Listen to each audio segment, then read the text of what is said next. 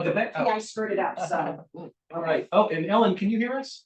I can. Hi, guys. Hi, Ellen. Good evening. Welcome. Thank you so much. So Kristen is going to be joining us a little bit late this evening, but we have a quorum, so it is 7:16, and I'll call the meeting to order. So the big news is Affordable Housing Trust Fund Committee did not get an agenda posted to come and join us as a quorum, so they are not joining us this evening. So when we get down to next meeting dates, I'll share with you an email that I got from Andrew Dennington about this with some suggestions from him. Next up, discussion with Shopsy regarding the Johnson property. Dorian and I spoke about a week ago, a little more, and we got some wires crossed. And so the Shopsy agenda covered discussing with Affordable Housing Trust Fund Committee, but does not have an item for discussing the Johnson property and the Chapter 61A right of first refusal. So we're unable to conduct that discussion this evening. Although I'll talk a little bit more about that in the chair report later on, but I'm very much looking forward to that discussion. So we will add that to an agenda at our next opportunity. And is that something that we can discuss internally or not really, because the agenda item said specifically with Chauncey? I don't know how much use it would be for us to discuss it among ourselves, but just wondering. Yeah, I would say not, because Shopsy's not, they decided not to come, and because they had a committee meeting. And also that topic should actually be a joint, because it's an open space Shopsy joint project, so that agenda item should be joint, because it's not one or the other. That wasn't how we put it forth, right? So when we do the next one, we'd like it to be that way. yeah, I think that's the cleanest approach, is to. Okay. So next up is planning for a public forum, which I believe we have scheduled. Kristen needs to be brought over. Oh, great. Okay, give me 1 second. Sorry, I was trying to do the PowerPoint to be able to try to share that, so.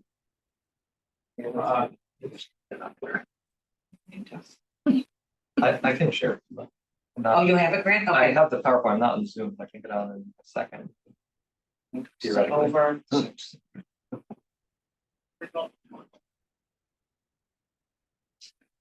Okay.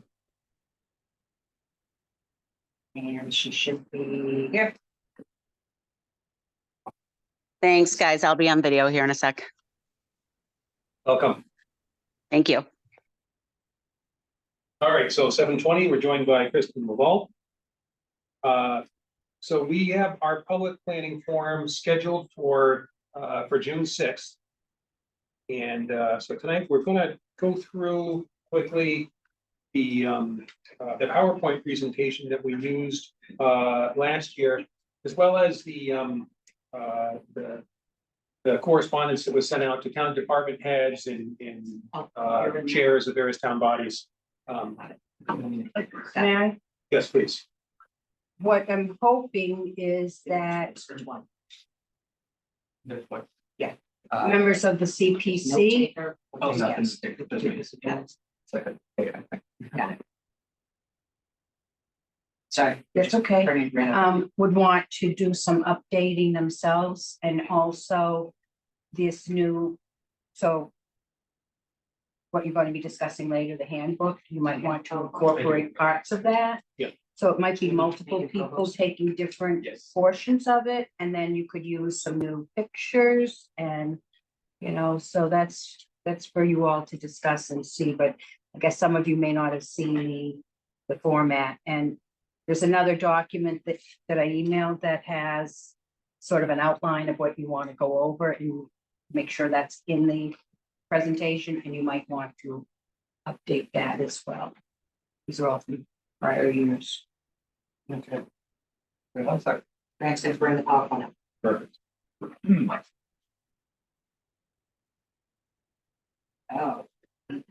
Okay.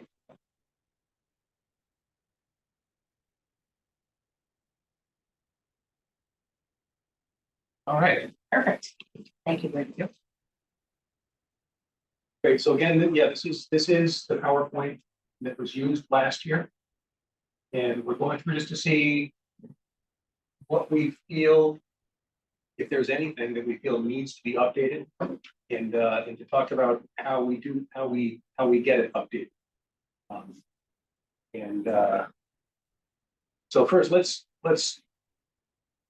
go. I would suggest that we go through it first and see if anything jumps out that we'd like to change or add on to or move or whatever. And then we can talk about if anybody feels like they would be able to help with making the changes. Okay.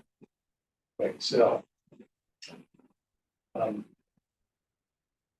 So yeah, an overview. The only thing that might change, and it depends on the committee's feelings on going with some form of handbook. We might want to just put mention of that. I don't see anything else. If anybody else does, by all means, jump right in. That could be under application process, Yeah. which now is the handbook defines it, which would be a whole new, could be the same title, but would be a whole new slide or several slides. Okay. Is that something, for the handbook, or sorry, for the attendees of this, is it generally people that we expect to be future applicants? Or is it just more of a broader It's, audience? we certainly hope that applicants for the next funding cycle will come to the meeting. But really anybody from the community, we invite the whole community. We don't get the greatest attendance, as we've talked about in the past, but we would love to teach people about CPA and CPC, even if they're not directly looking for funding. There's so much discussion around this right now that this year at least, hopefully we have a better chance of getting people, as long as, ahead of that, we can get them to understand why it's so important that they need to understand how this process works. I'm hopeful. I'm hopeful too. I think we may be surprised this year. Okay, you want to flip to the next slide? Yep, thanks. Just the makeup of CPC. So obviously some changes need to be made there. Okay, but beyond the membership, I think. Okay.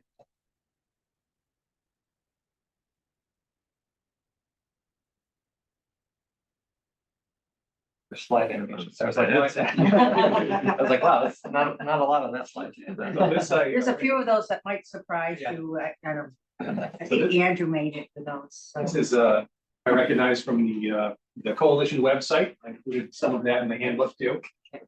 I don't see anything here. Yep. Yep. Looks good. Okay, so I put, a little bit. Pretty much the same material into the handbook.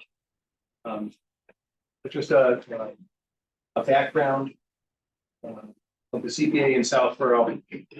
It's tough to pare it down to a single slide, because there's so much you kind of want to put into this, especially with regards to the matching and the perceptions that surround all of that, but this isn't the place. We should probably change the title of that. And we're not gonna do editing right now, but like history of Southborough. The Southborough. Oh, Of the Yeah, Southborough. yeah, or the CPA One in of the- Southborough. one or the Yeah, other. yeah, yep. So our obligations, so, How's that first bullet point coming? yeah, Yeah. yeah, so that's something that, I think we will be well positioned to get one together. Yeah. It's my impression that this doesn't have to be a treatise.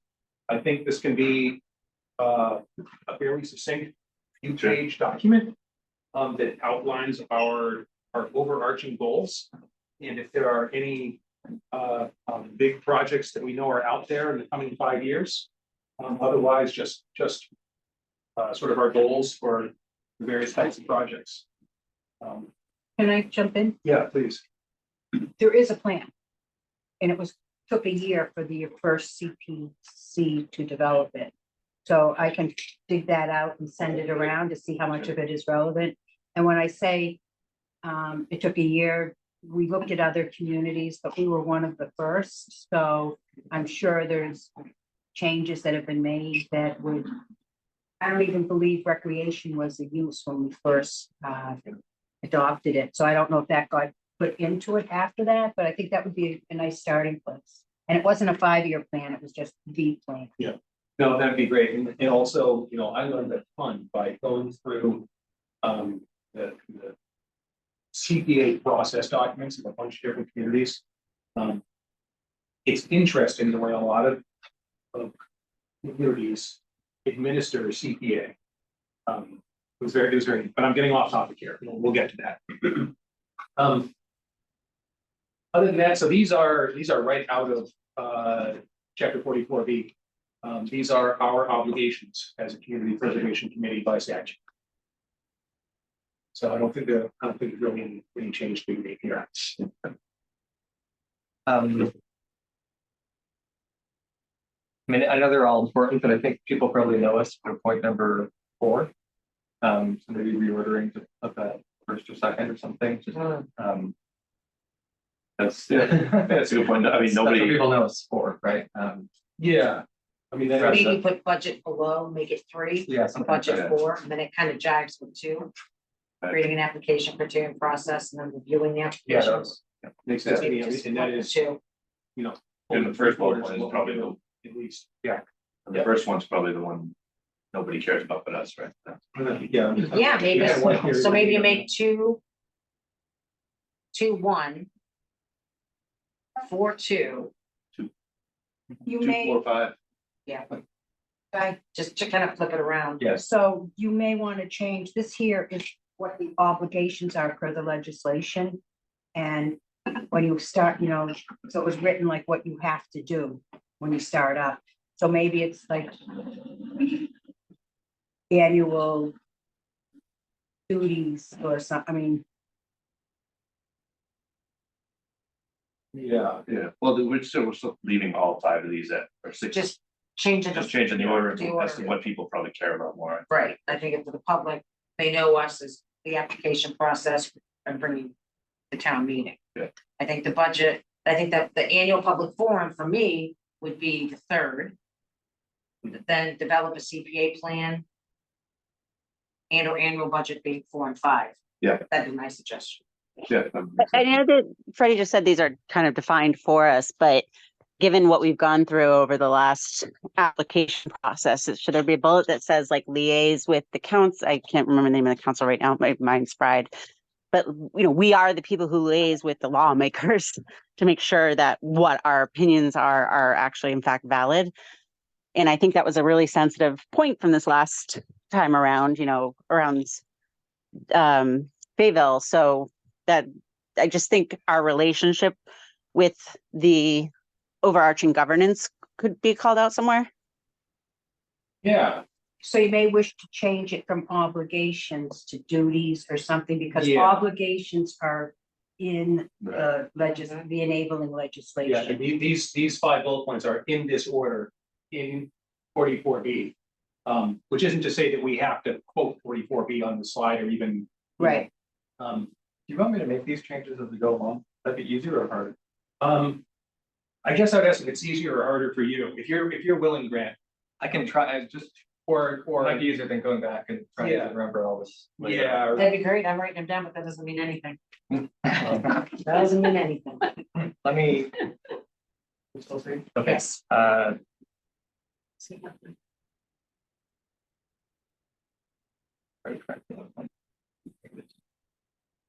And then for me, the other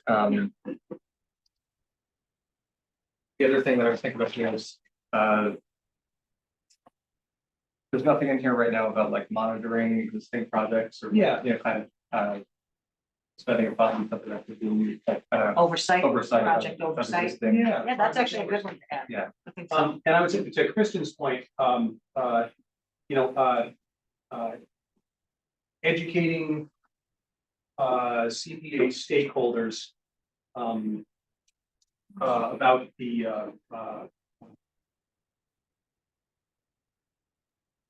Like, legislative. We need to, yeah, like we need to understand and educate about the legislation around what CPA funds can be used for, including including liaising with the, I don't know, like, I can't think of the name of the coalition right now, but Yeah. Community preservation. Yeah, so, maybe we're educating the various stakeholders, applicants, other town bodies. You know, about the intricacies of the legislation and, Just happened there. You do that all the time. Okay. My You can bad. start slide to have slide two. Oh, I'll do formatting and everything, yeah. Stakeholders, Run out of applicants, space. and you said town, so the stakeholders, I'm saying the stakeholders are yeah, all, you know, the applicants, town bodies like Board of Selectmen, capital planning. And just the, in the community at large. About, the thought I'm trying to capture is both the law and the supporting guidance from, you know, from DOR. And How much of this is bullet points that we're gonna read and how much is a bullet point where someone's gonna then say all this stuff? Is this, or just like, we don't have to say everything in the slide, because I Yeah. assume someone's gonna be talking to the slide, right? Yep, How about educating stakeholders about CPA and supporting guidance? perfect. Okay. And then we can embellish on that. Yeah, yeah. more. Yeah, in the conversation about the slide. Okay. I can reorder. And there may be, this may be like a, table of contents, not, there might be supporting slides to speak to some of these. Sure, yeah. I mean, Yeah, I haven't seen those slides yet. there may be. So Grant, do you want to move the first one down to the fourth? The current, I mean, under That's fine review, with me. again, I'm just asking because I thought we talked about creating the application and review of the application being like the top two, because that's what people know that Yeah. we do the most. Right. Yeah. Okay, And then, yeah, don't worry about and formatting. again, somebody Yeah. can say no, I just, Formatting. No, I think if the public first looks at this, that's what they first think that. Yeah. So. Yeah. Okay, Okay, great. So I'll move does that. Ellen or Kristen have anything they want to add? It's tough not being here. no, I'm good. Thank you, Lisa.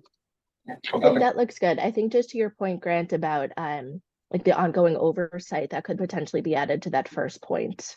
Kind of process for project funding and oversight. Yeah, great idea. Yeah. Perfect. Thank you. And yeah, I like this order too. I think this is good. Okay, all right. How much does it cost me? So do we want to update the single family home, what it's assessed at now? So I always get those numbers. I work with Okay, both Brian in the tax off, I'm sorry, town accountant, and Paul Sabelli in the assessors. And then, we'll update this after you get that information. yeah, This one, okay. Make a note somewhere that Freddie will. But this is actually a very important one Yeah. to address, because there are folks in town who hear it's a 1% surtax and they. Yeah. They don't understand what it's 1% of, but that's a critical thing to understand. if you want to put that in there. It's Um, 1%. I think it's pretty clear, but I think So it's getting it out to the public. I think if you read it. I think Clear. I may be the one like initially reading through, or obviously we're all gonna be taking part, but that's something I would certainly address Okay, in a public forum. That, you know, it's 1% of. Well, actually, the 1% of something less than your property tax bill because of that first exemption. Right. And then also, yeah, so the bottom note there, exemptions for seniors and low income residents. Are, you know, also available. We can Yeah. cover that too. So, yeah, this, other than the numerical changes. Looks pretty good. The buckets. Yep, this is. Don't see any changes here. Mhm. I mean, I assume whoever's presenting the slide will speak to it, but if I saw this before, I would say, what does budgeted reserve mean? The other ones are clear, but what does that mean? Right, and so where the explanation is, the buckets account for 35% of what goes into CPA. And the budgeted reserve is the other 65%, plus, without getting totally down to the weeds, plus unspent funds from years before in the budgeted reserve. And I think that is the perfect explanation to it. If I'm sitting here and you just told me that 35% goes into the top four, then that leaves 65% left. So, Or, I guess my question is still for what though? And so, Percentages. interestingly, yeah. it can why not? only be spent, the budget reserve can only be spent on the 4 allowable areas. Right. It's just that the money within the buckets can be spent only on that one area. Right. But we can supplement I with, think that's great. yeah, And I I, think we just need May I- to change the top line. so everyone's clear, because there's a little misunderstanding here. The budgeted reserve is only when you create the budget for the year. It's only the 65% from that year's. It doesn't include, there's multiple accounts, so those other accounts are somewhere else. Right. Budgeted Yeah. reserve is specifically only for the current annual, okay, it's the general unreserved, that's separate. okay. The budgeted, this might be getting, I don't want to get down like too into the weeds. but I just want the Yeah. committee should Yeah. know that Yeah. if you don't put it in the budgeted reserve, if we had a fall town meeting, say, you wouldn't have access to those funds. Right. But Oh, that's because after something about the tax rate being set, you can't use it until the next year. You don't need that in here, but Yeah. it's the complicated piece of it, but it's why we do it. Okay. Yeah, And we I think changed, that's good. just to make it worse, we changed it up a bit this year because we took the bonds out first too, so. Right, right. But you don't have to describe that. Yeah, that's stuff that's critical for us to understand. And I think it was overwhelming to me for the first 2 years of the committee. So for somebody 3 years. showing up to, okay, well, all right, I'm kidding. I'm downplaying. But for somebody who's coming to the public forum who hasn't been immersed in this stuff for a while, Yeah. I think it would be overwhelming. So I'll give sort of the 10,000-foot overview, and then if there are questions, we give Yeah. the most complete answers we can. Is there a difference between budgeted reserve and undesignated reserve?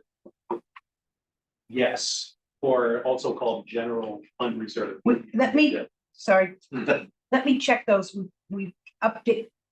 Over the years, we've been told to call it something different, so let me just make sure that what's on here is what the most in line with what DOR likes.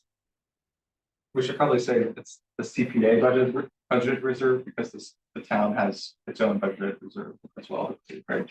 Budgetary fund balance. Yeah. So just to clarify that this is going into the CPA's budget reserve, not like the town's general fund. And what do you think of the top line? It's divided in multiple buckets, Brent changed that, what it was, and then you put the percentages next to each bucket. I think that's great. I like I that, yeah. think it's great. Ellen, are you good with that, Kristen? Yep, I think that's clearer. Yes, I agree. Great. Oh, no, thank you. Thank you. Sorry, I made that change for that. Yeah, no, it's, That's good. looks good. It looks good. Okay, so we'll update that with the most recent buckets. I'll get those numbers. Thank you. Let's see, waiting for your answer. So don't see anything other than the numbers that needs to be updated. What about the date at the top? What would the current date for this be? Would it be July 1st, 2023 or 2024?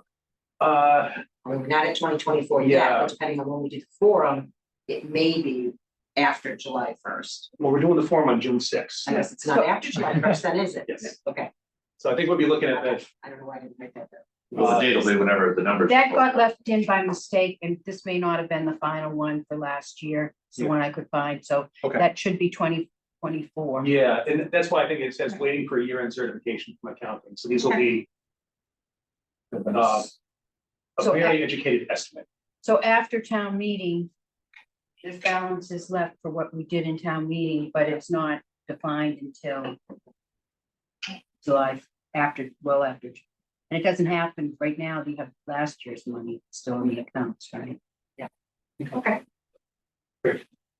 Excellent. Okay, so these have changed a little bit. These are available, the coalition, yeah, the coalition has part of its website where you can look up your community and it will show you these figures. For every CPA community in the Commonwealth. So we can, yeah, well, that last line. I was gonna is- say, Yeah, I know. yeah, What? wasn't it 20? No, that, I'm just, 22. we're not even looking at Something like 38.5% this year. The last, I think it was 27%, something That like high? that. I think it's 23. I was thinking 22, so. Yeah, Let me, Sure. I will get, so I will take care of the numbers. Is that all right? that's So good. I will get those numbers for you. Thank you. Okay. That's a list. Yeah, I mean, if we add anything to this, we gotta take something Something out. out. Or put it on 2 slides. Yeah, 2 slides, you know, you could do we have, know enough about the categorization, say historic preservation Oh. versus open space versus whatever. So we don't Yeah. have the townhouse. Yeah, done. Is the library? Yeah, library restoration. Library is there, but we don't have the townhouse, we don't have the bell tower. What about, 84 Main PR. Irrigation. Golf course irrigation. 84 minutes. Is the Fayetteville basketball court is a pretty popular one. That was CPC. Playground and tennis courts is at the Oh, the top. complex. What about Algonquin? Yeah, that's a That's good a one. good one. Right above Yeah. that. pickleball? Are we gonna, Pickleball, that's are another. we gonna good call one. it Complex, or we're Yeah. gonna say the Algonquin Regional High School? Doesn't everyone Facilities call it Improvement? They do go to complex, they do. Pickleball. Did you guys hear me on the at Fayetteville? We have Fayetteville playground and tennis courts, but the As well. We the had basketball court is really popular there. Maybe we just add that there. Yes, perfect.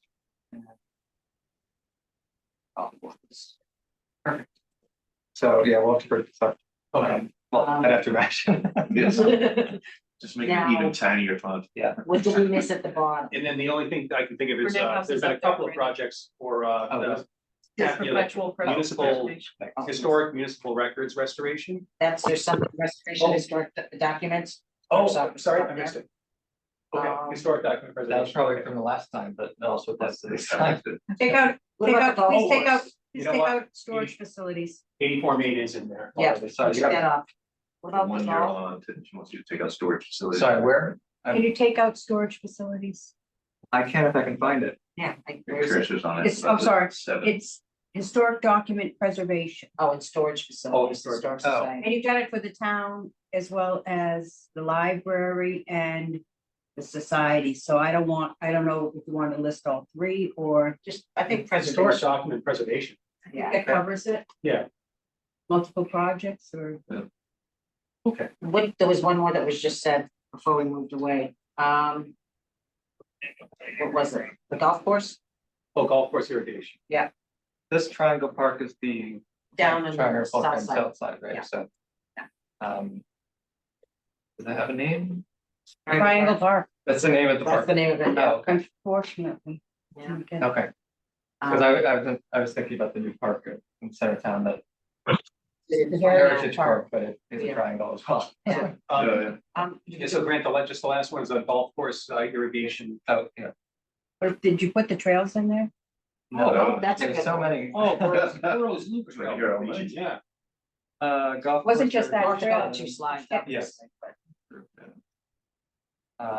Burroughs.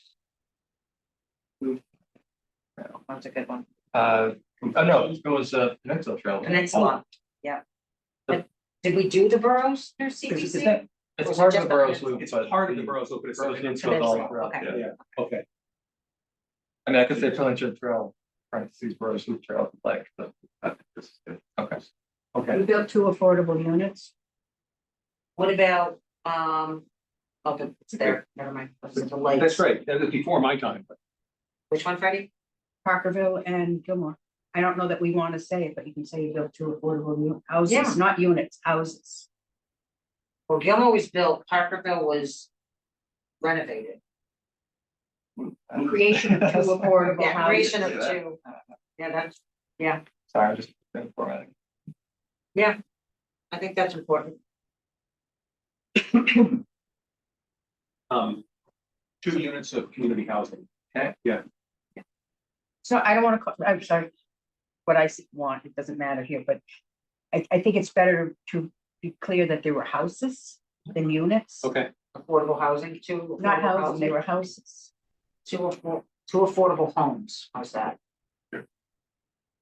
Affordable homes, Creation. 2 houses. yeah, a creation of 2 affordable homes. Okay, there you go. And we say community, I don't know if to say affordable. In this context, I think. Yeah.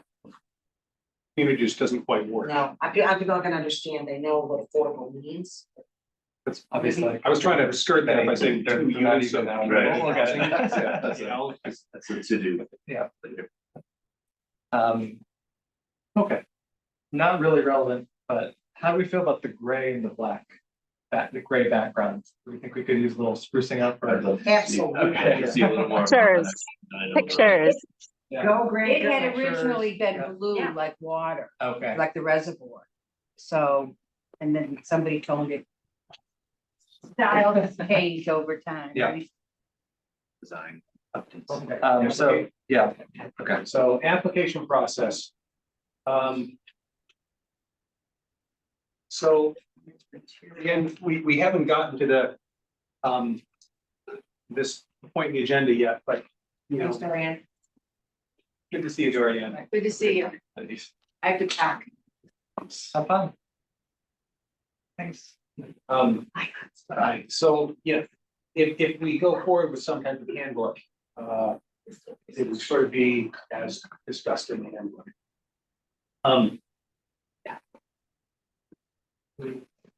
Uh,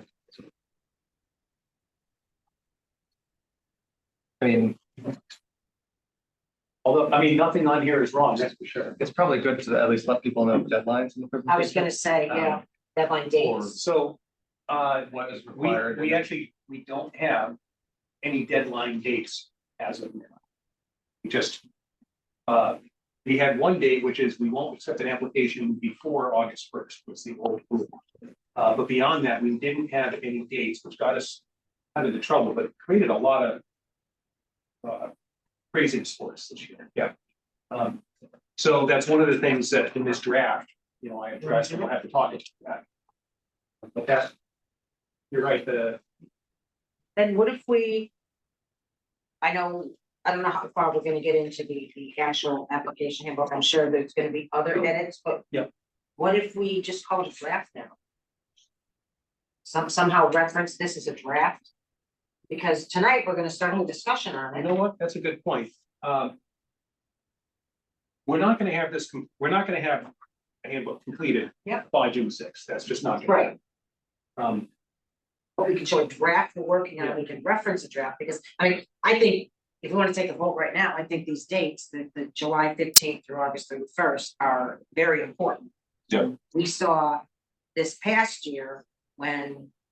How much harder it made things when things came in later. Yeah. You know, it didn't give us the time to really focus on, projects as a whole. So, I mean, I think that's important. Yeah. Can I ask, because I stepped out, Please,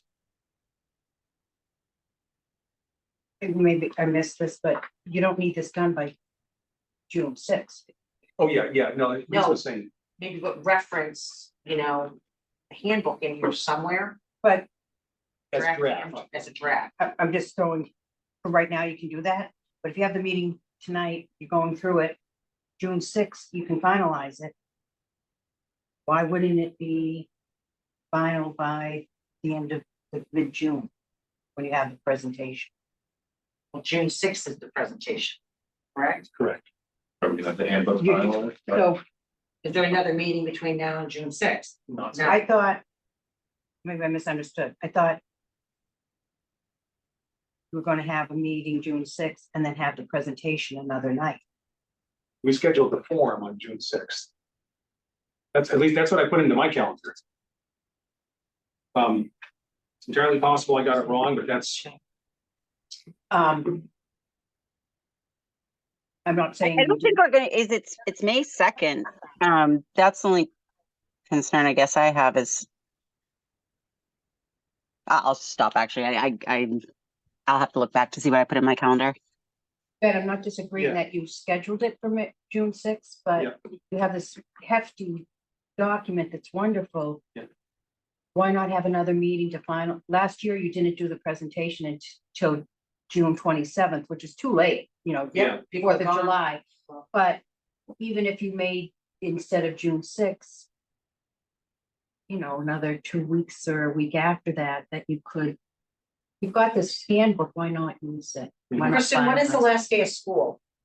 I was just trying to figure that out. I will say this, sports are still going that week. So there is something to be said about maybe next, I think it's the next week, Lisa. It might be the 17th. Okay, so can we do a Zoom meeting potentially?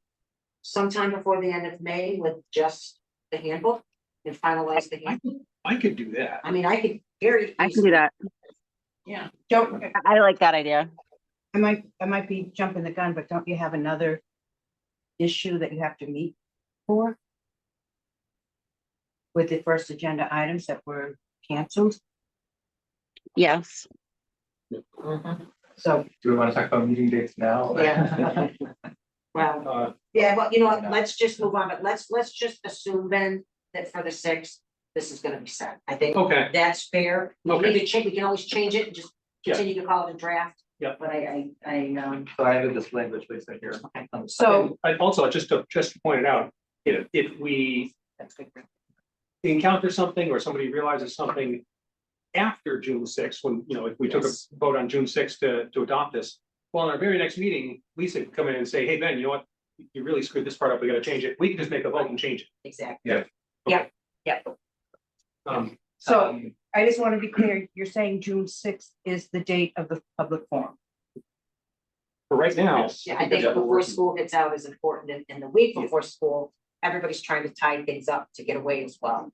I So, remember having that conversation, and that's how we chose that date. Yeah, that sounds familiar.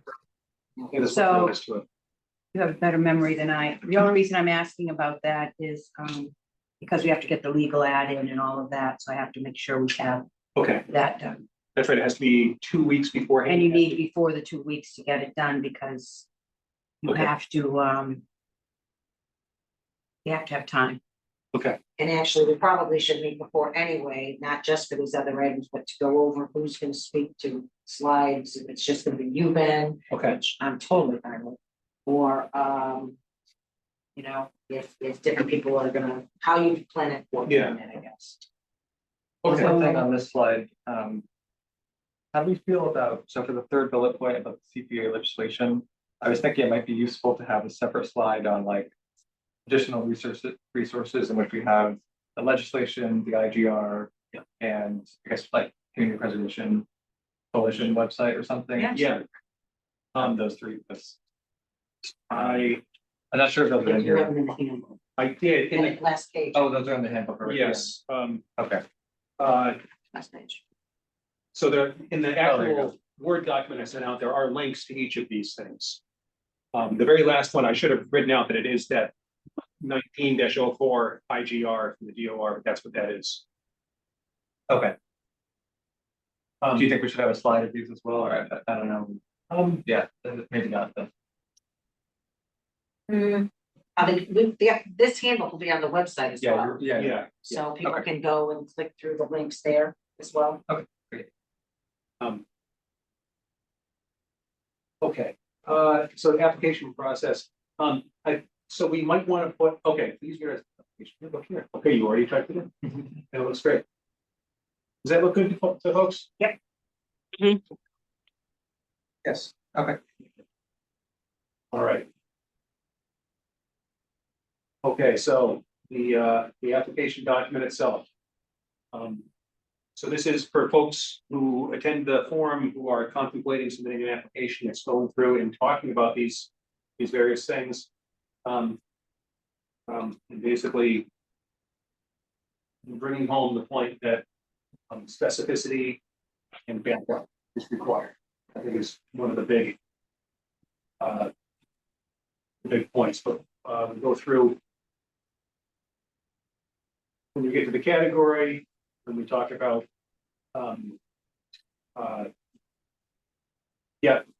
so 2 slides down, we get into the matrix of eligibility. Is that email still accurate? Southborough CPC@gmail.com. It is not.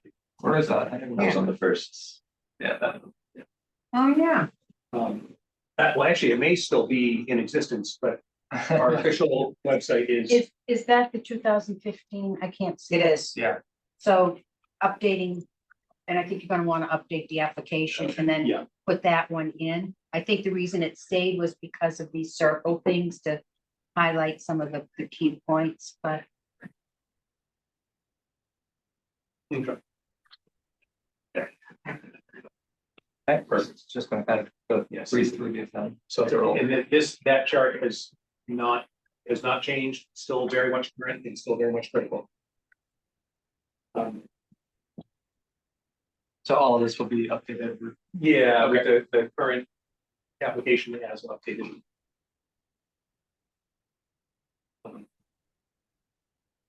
Yeah, that looks familiar. Yeah.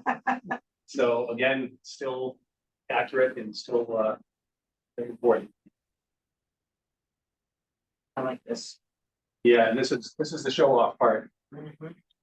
Before we get to pictures, is there any other information that you think we need to add? I guess the more substantive part, or we should get it all? I didn't see you go through it. So I'm wondering if it's missing. We had a thing where we listed all the years income and match. Yeah. Yeah, it was It's there. further back. Okay, We were maybe gonna I- update it, or. Yep. We talked about updating. I don't think we had every year. All of you. No, just. it was Oh, we said the combined. most recent year. Right. But. No, I did the historic. Okay, maybe we just do the, Oh, it got- you know what, it probably got too long. In the Yeah, notes, it's a pretty long table, but the table itself is available from the coalition website. Right. There's a link right there. And you select your community and the date range, and it'll give you the town's tax surcharge and the matching funds. It would be too depressing to include the whole thing anyway, because it's just down. I mean, this one is total. No, it goes so back up It's sometimes Oh, and does it? cumulative anyway. then down. That kind of shows that there's intention to not, there's working to make it. I mean, that could be interesting if we have the state match over time or something, if we want to show that, but Yeah, but I think yes. overall Brett's correct. Yeah. It starts off for 3 or 4 years, 100%. And it goes down with some, peaks and valleys, but it does. I think cumulative low that's a nice number to look at. The what? The cumulative numbers, to The date. total amount of state matching funds that have come into the town. And I think that's the number you want to show. And it has been successful and, And the point, I think I made it, there was some talk about the 100% at town meeting again. It's like, I think it was 27%. still a good number. Who wouldn't run Yeah. out to the bank to get that kind Yeah. of, No matter what. You don't get that kind of return. I'd like to get that kind of return on my retirement. So. So I'm guessing we're not gonna wanna change any pictures, but we might want to add. Would you mind clicking on it? I think I that was one's. I was gonna offer, and most of you know I have a little time on my hands outside of the elderly care these days, but I was gonna offer with that list of projects that I've done, because that's what's gonna speak to people, like the importance of CPC is like, oh yeah, I love that site in town.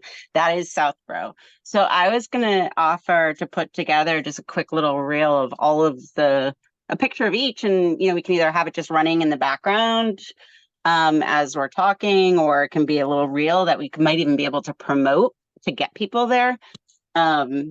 If people are interested in that. Actually, very much so. Yeah, or even adding the, instead of having listed it, adding the text each, having a slide for each. Yeah. We already Yeah. have That's a lot of the pictures and then Right. maybe just run through it all Run through it. earlier with how it's written. But even if we don't want to do it in the presentation, because that could take a while, again, I'm thinking we could go and make a quick video of flashing through it, or, again, have a presentation in the background, just flipping through the different pictures. Give me, if you guys are on board with that, I'll start playing with some ideas and then run them by you. Yeah, That sounds great, Chris. Thank you. Thank you very much. Thank you. I need this right now, so thank you. Breakneck Hill, one of the projects listed. on Sorry, here. what was it?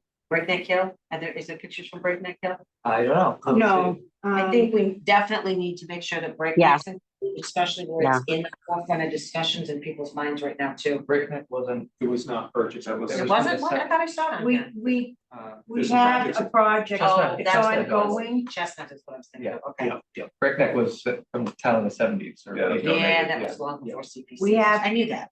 I don't know what I was You thinking. do have a project that's ongoing at Breakneck. There's a CPA. Invasives. Well, now, can you go Oh. to the next one? It's not- Yeah, sorry, I tried to break I knew it. I saw Breakneck on there, that's The why. golf course, Well, maybe I didn't see it. there's an invasive removal project at the golf course. I could maybe find the before pictures of the solid wall of, Japanese knotweed. Yeah, oh, yeah. And then we haven't finished it, so it's still in process. Second 3-year. COVID, Was my mind. interfered with a lot of projects getting, Yeah, oh, okay. Oh, I thought Breakneck was on there. Okay. But. So, Freddie, you had gone through and.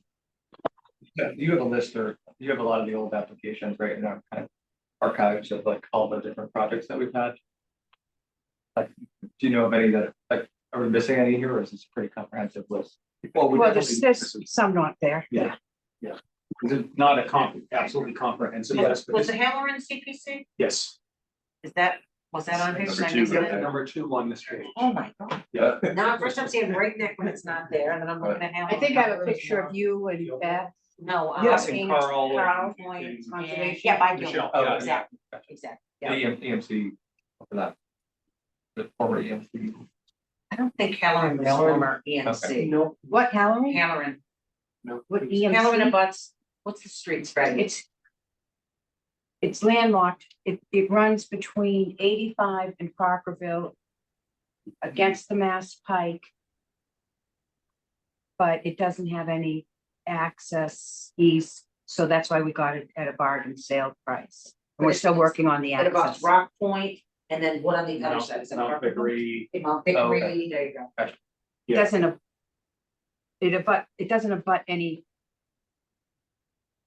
It doesn't Rock Point? What did they? their houses are in. Yeah, this house. I just was, This I house- heard of it. It's but behind it, I wasn't it's sure exactly surrounded what by it was. houses, there's no access, but Houses in the bike. However, yeah, I will say, when we bought it, there were 2 houses for sale, one of them for $700,000. And a developer could have bought both the property and the house and gotten access and put in something like 16 to 20 lots back there without really trying too much. So the Hallorans were incredibly generous in selling it to the town for just shy of $130,000. Incredibly generous. We did have the appraisal. To where we were. Yeah. sorry, Yeah. They got it. back to pictures. The open Okay. space, I will say, commission had worked with them for 15 years. Yeah. That didn't, Yeah. sometimes people see these projects that they just All right, so came out of Kristen's the gonna blue. update all the pictures. Under the stairs. Yeah, what was that? You don't wanna know. Do we have any current pictures of the townhouse in there either? Not with the new roof, I'm Okay. assuming, right? So, okay, let's add some of those. I wonder if John Ferrant took any while it was going on. Oh, yeah. I'm sure. Yeah, that's a great one. Oh, there we are, Oh, there's the Halloran. Halloran, okay. That you, Ben? It is back right. Oh, yeah. That's where I was- Looking good. So Guys, I'm gonna when I get back to you, I'm gonna kind of like draft up what I'm thinking for this and then send it over to you guys so you can weigh in, because there was an element where I thought it might be fun um to ask the public for some of their pictures and enjoying some of these CPC funded projects, but I don't want to do anything obviously without running it by you guys, and I don't have anything prepared right now. So what I'll do is draft something up and then what's in my head and then send it over. So Kristen, on that note, we just to be careful of quorum issues, maybe we should select a couple of people, like, so you volunteered to take some of this on, maybe 2 people to Yeah. also involved to correspond with, and of course, always Freddie can be part Of the course, conversation. yeah, no, I like that idea, actually. That would be really good, because I don't want to do anything independently, but to your point, it can be hard if we're involving everybody. If we want to we need to move quickly, so I'd love that. I'd be happy to, or anybody else, whoever, doesn't matter to me. Okay. So Grant, I would be Lisa, happy to. Yeah. You know, Brett, definitely. all of us would, so whoever, Ben, whatever. I'm focused on the handbook for getting this updated and going, so I'm let the folks my interest there, but if others, so Lisa, and then either Grant or Brett, would you like to be? Or Ellen, if you would rather do it, I'd be fine with that too. No, go ahead. I was gonna say, unless Grant, you wanted to, I'd be happy to help with the presentation as well, with some of the formatting, some updates on that. So Lisa, if you wanted to help with Kristen's project, I could Okay. support this. Maybe I Lisa had a and thought Brett? for Grant. Yeah. Sorry, Sorry, but. and maybe Brett, but the application itself needs to be updated. Yeah. And I don't know if we want to go through that after this, but you have a handbook, but the application may not match the handbook anymore. Okay, and once we go through that, I may be able to take on the handbook, because that sort of dovetails with the application. So I can, And then that needs to be one that gets up. and then that, I would have to get that done to get incorporated into the, yeah. Okay, Wait, so just, but did Ellen volunteer or am I doing that? I think to help you with, The two of you work okay. together. Sure, on the presentation. Presentation. Okay, and then. That good, Ellen? Yep. Ready? okay, awesome. And then, so Brett and Lisa and Kristen, Yeah. sort of working together on the photos and. Sure. Excellent, That's good. fantastic, Thank Okay. you. thank you. So our new. There we go. Oh, sorry, I think that was pretty much it. that was the last slide. That was the last Yeah, slide. that was it. Okay, I can put it back up if you Are want. there any people watching? I didn't think there were last time I checked. I think Sam, Nope. Nope, just us. Yep. all right. Okay, and we're gonna be having another meeting we were talking about before. Yeah. Before the 6th, so, we can give a final blessing to, okay. Does anyone have? Oh, so the other part of this agenda item is outreach for a 5-year CPA plan. And, Freddie circulated the correspondence that was sent out last year. I frankly didn't have time to look at it. I was cooking dinner.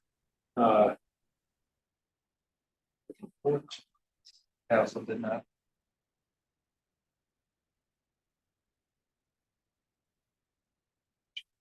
So anyways, is this the public notice for the, is that what we're looking at, Ben? Is the public notice for Safer? Public notice for departments. For departments, okay. That's right. And yeah, last year was Shelley Goering.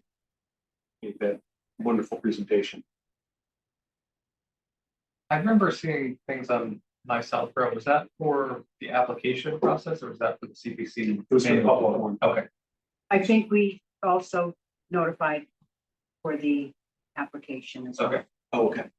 And Betsy and I coordinate at the request of the CPC to do PR, right? So it goes out to the department heads. In the past, the committee had put flyers out all around town. Yeah. And certainly if someone wants to do that again, but, and then also we, shared, I believe, my Southborough story or things on social media, so. Maybe we can do it to the backpacks at the schools too. Have the superintendents at them, Yeah, and you have to coordinate that. So you may want someone to take care of the PR beyond what Betsy and I typically do, which is the I think department. we could. Also- Oh, sorry, go ahead. Oh, sorry, I was gonna say also maybe a banner on the website, for the forum, Yeah, like on the front page or something, saying. Yeah, I don't Forum, know if they do that anymore, do they, with the new website? Do they do that?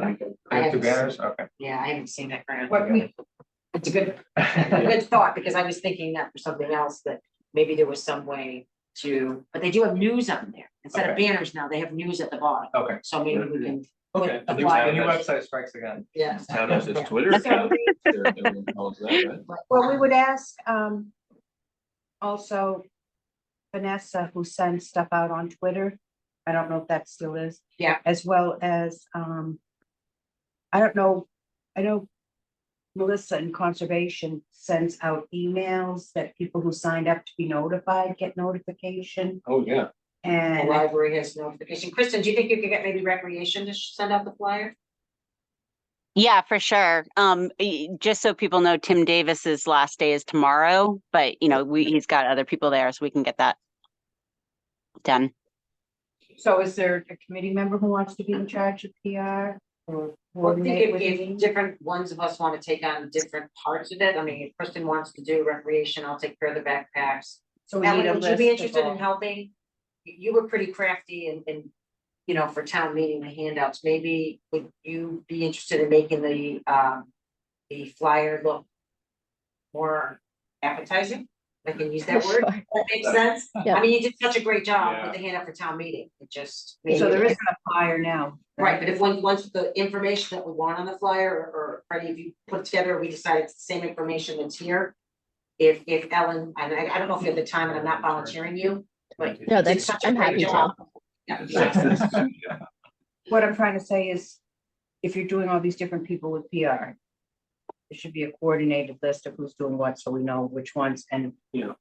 I think aside from the department head, those and the legal notice, that for this year anyhow, Betsy and I need to step off doing Okay, the yeah, PR. We don't have the time. yeah.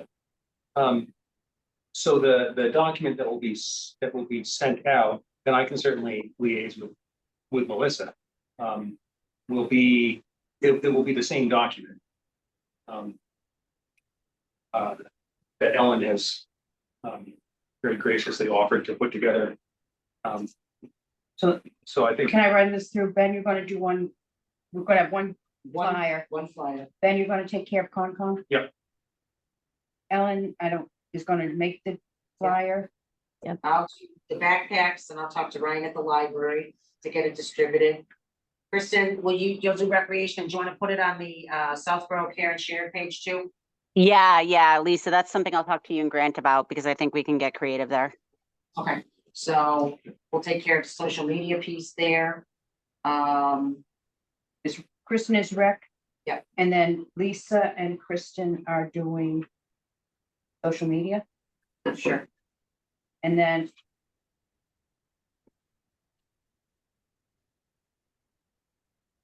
my Southborough, Ben. We can take that with the And- social media.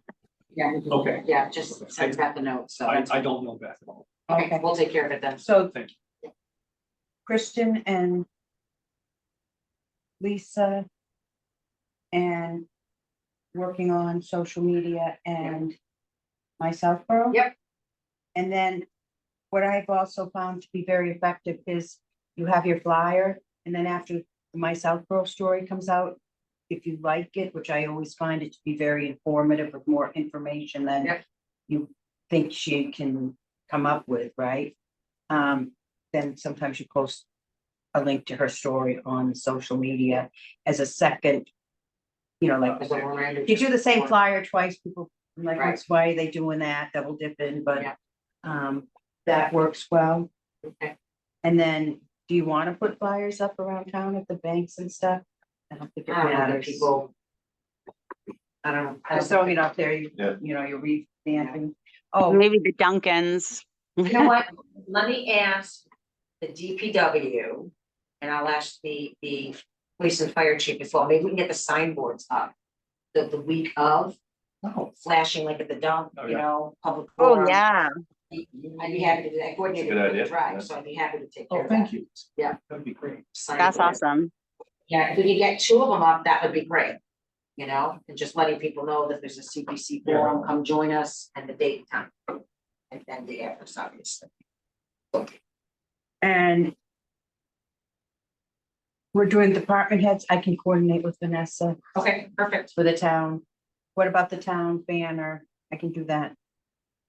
Is that a, It's not even a banner anymore. When I was on the town website the other day, it's like they have the flyers, the news at the bottom.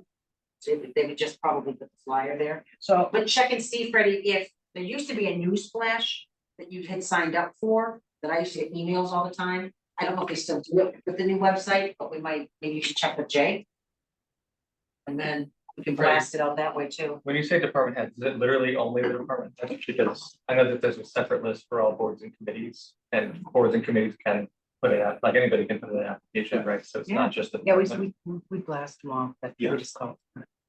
Okay, so Yeah, it's it's also all, Historical- chairs and. Historical commission would get it. so all the committee members, all the. Let me work. Department. We're not gonna do that. So I'll see if someone at the townhouse can do that. Okay, Yeah, that's what I've gotten it from Vanessa for various different things. I can't, I didn't get that. I get something from Vanessa Hale. Going, I believe there's a undisclosed list called for all boards and committees or all Yeah. departments or something. Yeah, I that know is we've asked her probably to send it hundreds. out, but Yeah, the CPC specifically used to send it to, you know, like historical and recreation, like a more personal oh, that's a good idea too. for the. But let me see what that, but And maybe even take back to our respective committees, you know, for the meetings, like historical's recorded, planning board's Yeah. recorded. Maybe we just make sure that we announce it at the meetings Yep. as well, ask the select board to announce it at their meeting. Yep. You know, anybody that's recorded. On count, Concom, absolutely. yes, because people are watching the meetings, so the counts are there. who would invite the select board to mention it at their To meeting? ask them. That should be done. Yeah. that should Yeah, be- absolutely. Yeah, can do that. Yep. Can do that. I mean, I'm going to, and I'm gonna be inviting them. I'm gonna reach out to them myself with a personal email. Because I'm also hoping that they're going to bring, you know. It seems like they have some ideas of what they would like to see CPC funds spent on. And one of the goals of this public forum is people to tell us so we can have a 5-year plan. So I would like them, I would love for all of them or some of them to come and say, yeah, well, we're thinking about this, and the other. Is that a separate invite? Yeah, that's, so I'll do an email to the select board. I'll write the email myself, inviting them. Right, but there's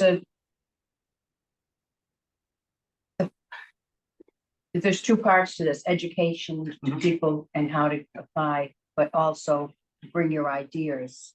Yep. And that's in there, but is there, when you're writing the flyer, is there a way of making that more prominent or making it more? Ellen, she's talking to you.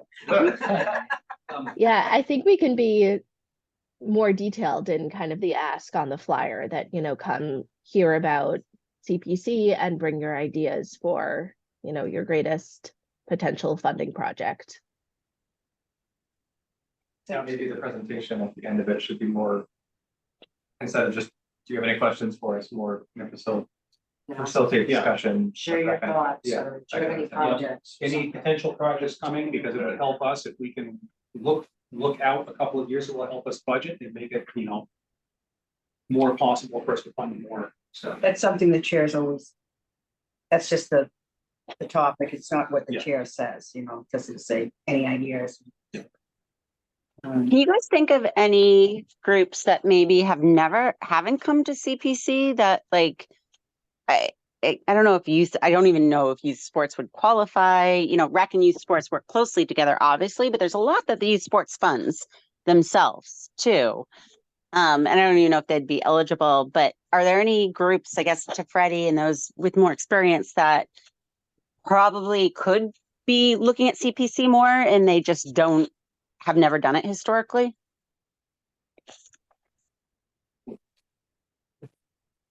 And if no one's there, I'll just throw that question out for consideration.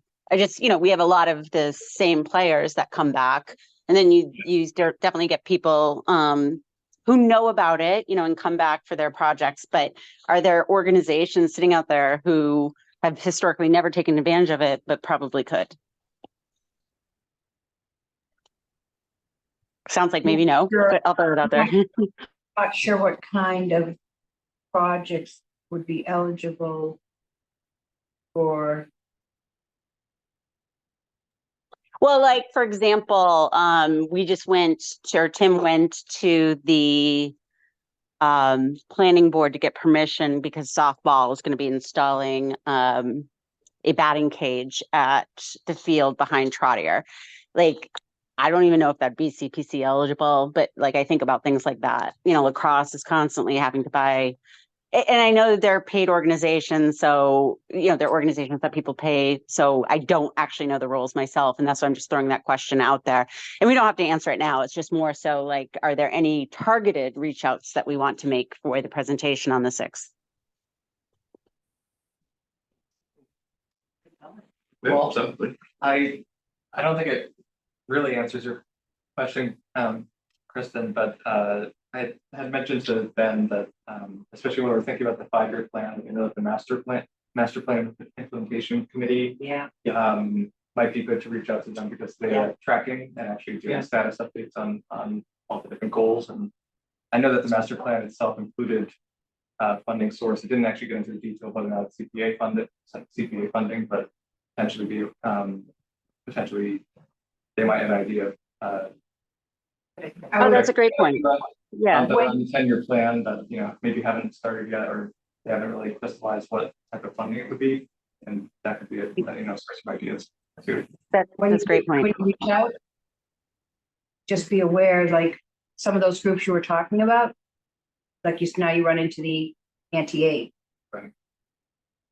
but there's groups Not like that they're not eligible, but Gotcha. Yep. you want to make that clear so people don't feel like they were invited and now you said, you made it too hard for us. Yeah, So that's a good point. How do you be inviting and informing at the same time?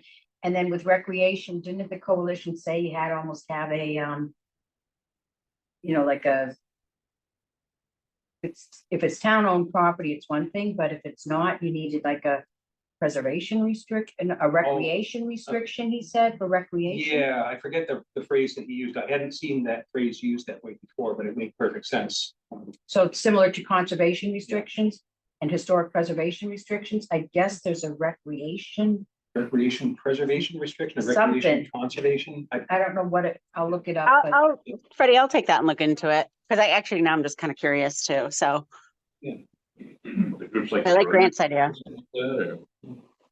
so with the department heads or the boards and committees, so the chair of master plan should get the email, but is that one then that maybe you as chair reach out to as well, because they have the 10-year plan for the town, and maybe they can actually take a look. And it's a very good point, Grant. Maybe we just reach out to them as well. Well, I'll say full disclosure, the chair is my mom. Exactly. That's why I'm just gonna so say great, I know, but I didn't know if that would be. But I know that they just got like an Excel tracker up and running for all the different status of all the different projects. So they're just kind of getting up and running, I know. So especially for a longer term project or something that they don't have funding identified for, could be idea generation, because that's the biggest, right? As we go forward to knock some things off the master plan and. It's a great point. It sounds like we have a great plan for outreach here. So what do we need to get Ellen to put together a flyer? Ellen, do you think you have some of the information from what Freddie had sent? The public notice that she had? Do you want to maybe, Yeah, I think the public notice is a good place to start. I think, do we have the time and location? Hopefully, it will be here, 7 PM, we June only have 6th. 49 people in the room? Yeah, That's the only concern. Well, we had one attendee last time. Yeah. I'm thinking big Yeah. this time, because you know, again, there's a lot more interest in things Got it. going on, as Krista mentioned earlier, that there might be more interest. Maybe we say that and we allow with Zoom, you know, maybe. yeah, well, that's the thing, with this room, you know, we can accommodate about 50 people, but with having it also be a hybrid meeting. Yeah. We can have the whole community. Right, and I think Literally. a lot of people will take part via Zoom. So for that reason, I would aim for this room. I think, I hate to throw one more thing in your plate, That's but could okay. could we reserve this room for June 6th? I will work on it in the morning. Awesome. Thanks. So, yeah, Ellen, so, I'm gonna do it right now. I Wait. think that would be the plan. And then if, you have any questions, there's information you can't put your hand on, by all means, reach out to me. Yeah. And, more than happy to help out. Thank you. Of course. Okay. I feel like we've got a pretty good handle on our outreach plans. Yeah. The next agenda item, letters of expectations for the approved projects. So these are ongoing. They need to be completed by, funds can't be dispersed until after July 1st. Yeah. So these are in process and will be taken care of and will come to the committee for final vote before they go out for signatures. Closing up finished projects. Work continues. No massive updates there, other than the efforts continue behind the scenes to identify projects and to begin the close-up process on them, now that we have an actual process set up with Carl. And then just, Yes. which projects are those that we're thinking? Would that be like the St. Mark's Bell Tower project, or do we have a sense of which are closing out? Oh gosh, If not, that's fine. yeah, I don't have the actual project names off the top of my head here. Okay. But If I may, yeah, please. there are ones that have, so. Work's done. But we didn't get a sign. It's a balance. Oh, I see. We've never been, some projects are still in, haven't notified us that work is done, a little more complicated. Just tidying up there's just few at recreation that will be easier to do, but you have some work to just make sure everything was done before you sign off and say it's done. So there's a bunch of them, and a lot of them were waiting for signage. And we should figure that out as a committee. That's it. In process. We're getting there. So next up is the application for 2025. And the first item there is the application handbook. And I think we should go through it quickly. The folks are okay with that. I think at this point, a review for comprehensiveness and meaning and so forth. And we can, make sure the I's are dotted and T's are crossed. Maybe offline, not during a meeting, just so we can get through the actual meaning of the document. First, if folks had a chance to thumb through it. Yes. Not in Quick thought. as much detail as I'd Yeah. like, but Yeah. yeah. Exactly. I had gotten a copy over to Freddie, who was kind enough to go through it and give me lots of input that I have incorporated in various ways. We can go, I'm just gonna go through it really quickly. I'm not gonna try not to get bogged down and take up the whole night on this. So it starts off just a background about the Community Preservation Act itself.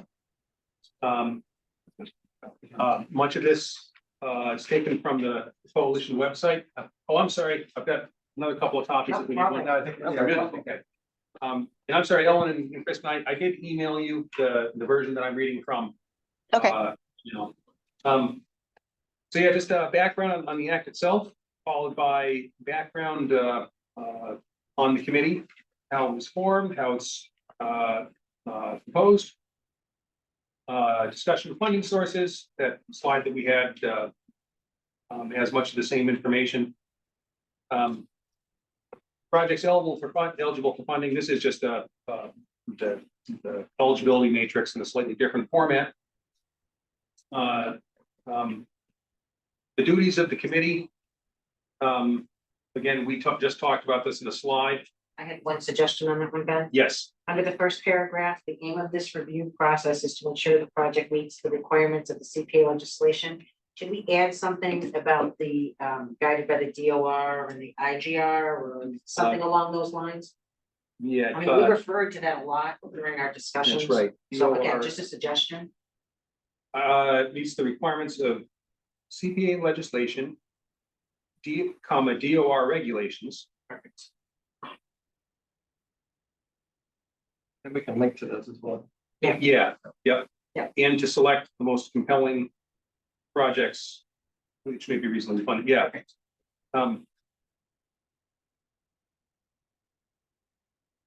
So I will say, the bulleted list here, I did not include the plan. Because we don't have one right now.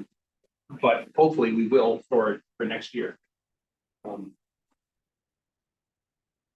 So, You want to not call? I don't know that DOR are regulations. They're guidance, it's like their interpretation Guidance. of. DOR guidance. Guidance. fine with guidance. Yeah, that's You know, good, Freddie. Just because you never know, somebody will say, well, it's not a regulation.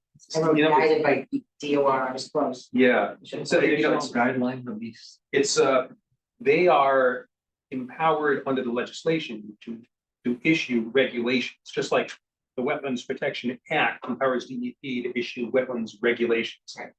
They do it in a weird way. They're doing it through these IGR documents rather than putting forth actual set of regulations and publishing them in the CMR. Yeah. But yeah, guidance, absolutely. So applying for CPA funds is a sort of the meat of it. Now, I didn't go through item by item by item in the application. Because the application itself is fairly self-explanatory, but the issue of project eligibility is always a confusing one, so I spent a good deal of time on that. And I will say I used as a model the similar guidance documents from Hingham, Needham, Northborough, Boston. They all have sort of a similar organization. I took much inspiration and in fact stole large swaths from various sources. Oh, absolutely, sorry. I put on Zoom and have fun. Nope. Share that. So Need to uh, bring you back to panels, right? Sorry. No problem. It's me. There we go. Sorry, Ben. I figured I'd share it though. Share the document again. oh, great. Interesting. What am I doing? No. I bounced you back by accident, Graham. No worries. Sorry. Whatever's easier. So I have it up from Ben's email. So if it's easier. Yeah, to- I'm good too. Okay, And I'm promoting Grant right now. I'm not gonna hit the wrong button this time. You can keep on talking then. I'll Okay. just share it. so Under the, so I went through the eligibility for each of the four areas, and Freddie had pointed out that despite there being many bulleted items here, there could easily be some that hadn't been contemplated. So I tried to put not a catch-all at the bottom, but to allow CPC to not be limited by this, but these are just more to serve as ideas to an applicant of the kinds of things that are allowable. Yeah. And for instance, under open space eligibility, the last one is other reasons allowable under the CPA and supported by the CPC. So these are not intended to be limitations, but helpful suggestions. That's And very to be illustrative, you know, just quoting chapter 44B about open space eligibility doesn't exactly clear stuff up. So I was trying to sort of be illustrative to make it more. So similar with historic preservation.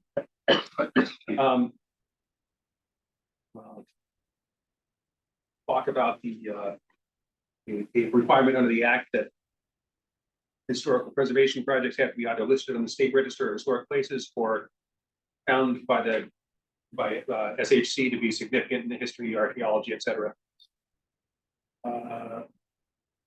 Recreation, in community housing, Can I have please, just a thought on the community housing, yes, where it says this first full paragraph. The Yes. CPC defines community housing as low and moderate income housing for individuals and families. Can we add under 80% AMI? I think that's just, it's in the regulations. I went back and looked. yeah, I think that's really important when people think about, we've had this discussion a lot, that what's affordable, what's yeah. meaningful, what's affordable. So this is under 80% AMI. Thank you. Go ahead, Freddie. 80% is. I'm sorry, missing what you're saying. Under 80% is what? I'm just saying, I think, Yeah, that's the definition of affordable housing. right, it defines affordable housing as low and moderate income for housing individuals. And I'm asking that we add under 80% AMI. It says that in the definition on CPC. If you go to the Oh, state's okay. website, Does it? I It thought, does. then why are we doing it all at 80%? I don't know, I wondered the same thing. That's why I kind of want to put it in there. But under 80%, that's not Yeah, you can go a ceiling, you can go less, it's not. Right. No, but- If we were doing 80 and this is 80. under. It says, if it's Under. saying Let me go under, back, let me pull it up one more time real quick, because when I looked at it, because I believe the community housing could be also, sorry, let me look it up. I could be. Back in the day, it was, you could be up to 120%, so I don't know where. Because it's more affordable. Just Community pull it up housing. really quick, sorry. I saw it in there when I went and I looked today, and I was like, oh, I was kind of surprised.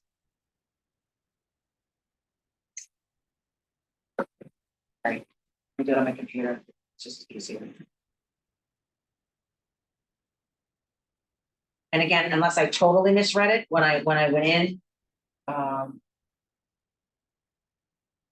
And I don't think they've changed it, but I'm almost positive it used to be up to 120%.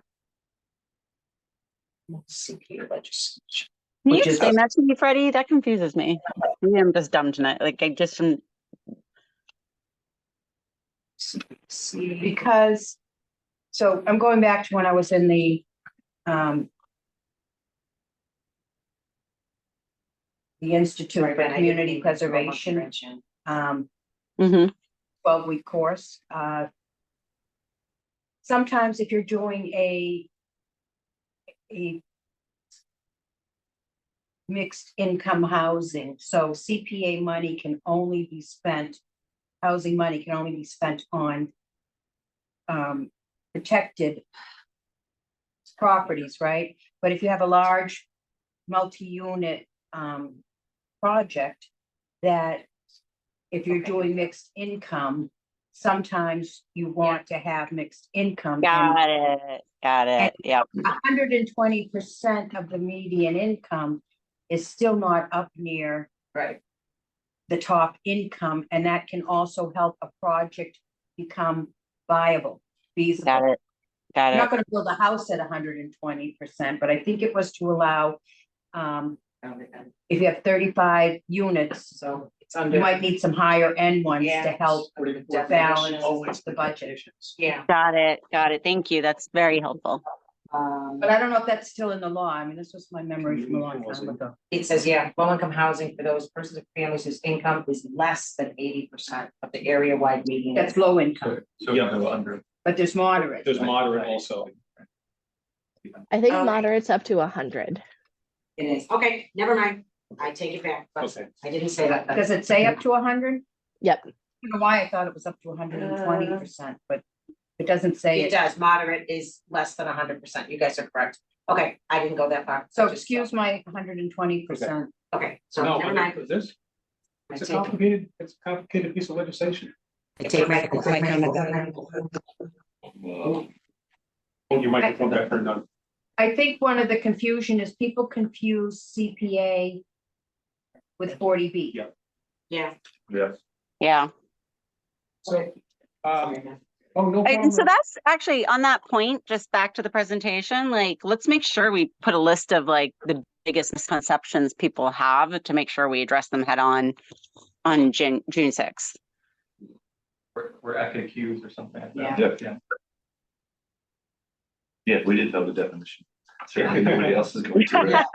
It's a really good point. So, after all the eligibility stuff, this has been a hot topic, obviously, here in town, public versus private projects and the anti-aid amendment. And as we've learned with private projects, the anti-aid amendment is a big deal. And, so I tried to do a fairly nuanced discussion of it to educate folks, what the anti-aid amendment is, what it's trying to achieve, and to lead into the second part of this, which is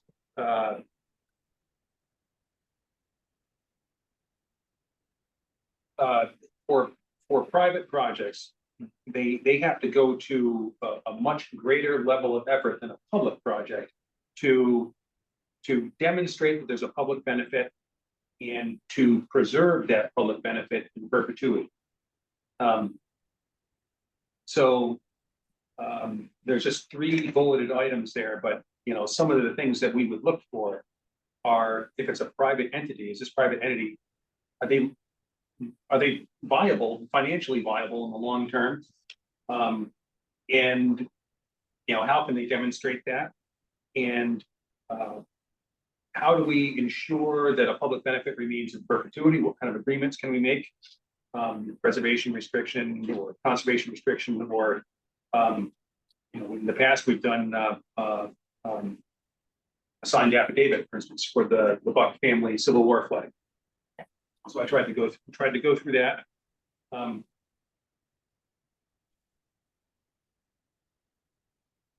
Let's see. That was great, John. Thank you. I thought it was a lot of information. You condensed it really, really well. That's so far. Because I had to do a deep dive on that with one of the projects that was one of the applications that came before us, and I did wrap my mind around it. So, property owner permission is pretty self-explanatory. Then the scope of work, the schedule, and the budget. So here I tried to emphasize that it's more than throwing a number on a page. There needs to be some backup to it. Detailed project budget, backup provided for all cost estimates in the form of written estimates from contractors, vendors, or service providers. But we know that's not always possible for various reasons. But even then, if you can't provide actual bids often because a service provider or vendor won't want to, because then that exposes their pricing to all and sundry. It's a public document. So in cases like that, we accept estimates that are prepared by folks who are professionals in the field, like architects, engineers, historical preservationists, that kind of thing. But again, there needs to be, for pricing, there needs to be some kind of backup. Then I talked a little bit about. Can I just ask a question? Yeah, please. It was scrolling back and forth. I couldn't see it, but Did you actually say bids? Because it wouldn't be bids, it's quotes. We ran into trouble with companies didn't want to give a quote because when it went out to bid later. I said in the form of written estimates from contractors, so the same as a quote. Okay, so you didn't say bids. I did not say Okay, this, no. you just, I've been speaking off the cuff here. right? yeah, thank you. I just wanted to be sure about that because, Yeah, so I talked about the level of detail in putting together a schedule. And the scope of work, and, you know, the scope of work includes more than just the work itself, but it also includes project management, administrative tasks and that kind of thing. So next, this is something that's sort of been our practice, but it's never been really put in writing, and I think it's very important. Yeah. Other town bodies are the subject matter experts. And for each of the 4 types, there is a town body that is the expert in. Not only are we looking for a thumbs up, thumbs down from the body, but these hopefully are the folks who are going to be telling us the questions that we need to be asking and considering. So we're looking for their expertise in evaluating this application. And I put in here that, you know, even if, you know, for instance, an open space project goes to the Open Space Preservation Commission, and just because it's the first one on the list, I'm using this as an example. If open space gives it a thumb down and says, we don't support this, you know, CPC can still support it. It certainly would create a headwind for the project, but did you want to put the other situation in as well? you know, what situation is that? But they If the support it, but C- we don't. If this open space commission supported a project Oh. and the CPC could still find that they, you know, that for whatever reason you didn't at that time. That's a good point. It is. It's both sides, you know, the point is it's always up to the CPC to Yeah. decide. I think I will finish that paragraph maybe with finally, a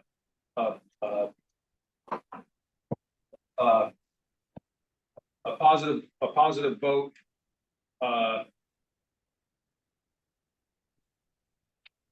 Of the reviewing body. Does not guarantee CPC recommendation. Well, Or you could add it to the that's definitely sentence. true. I'm sorry? You could add it to the sentence where it says a vote of no support does not prevent the Right. grant. And a vote of support does not guarantee. Yeah. the grant. Good. Yeah.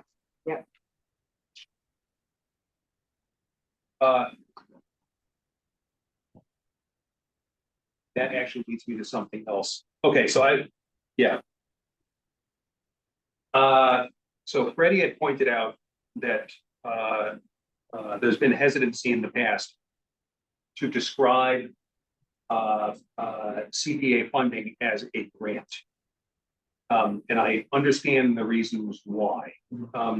Folks tend to think in terms of when you receive a grant, if you're awarded a grant, at some point, the granting authority writes you a check and you walk away with it, and that's the end of it. And we have something of a different process here where, you know, it's not dispersed in a lump sum except in very rare circumstances. And it's administered really by CPC, right? A great deal of oversight.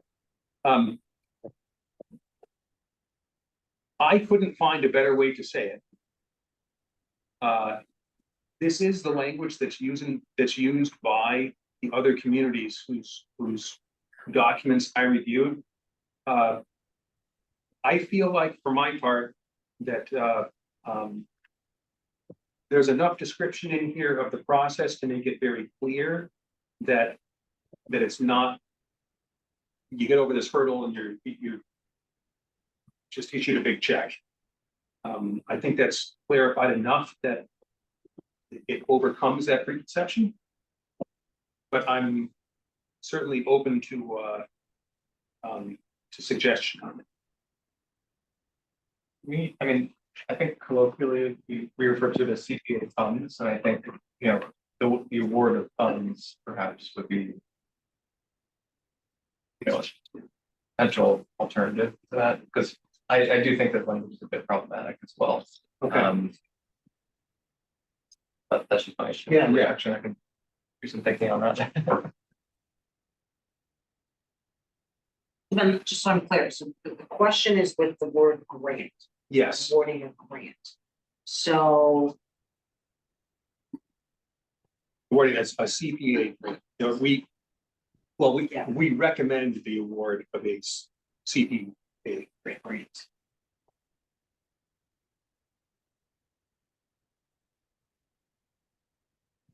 Yeah, grant. Yeah, that's right. Yeah. Okay, I'm gonna call him CPA, grant. Have his picture, CPA grant.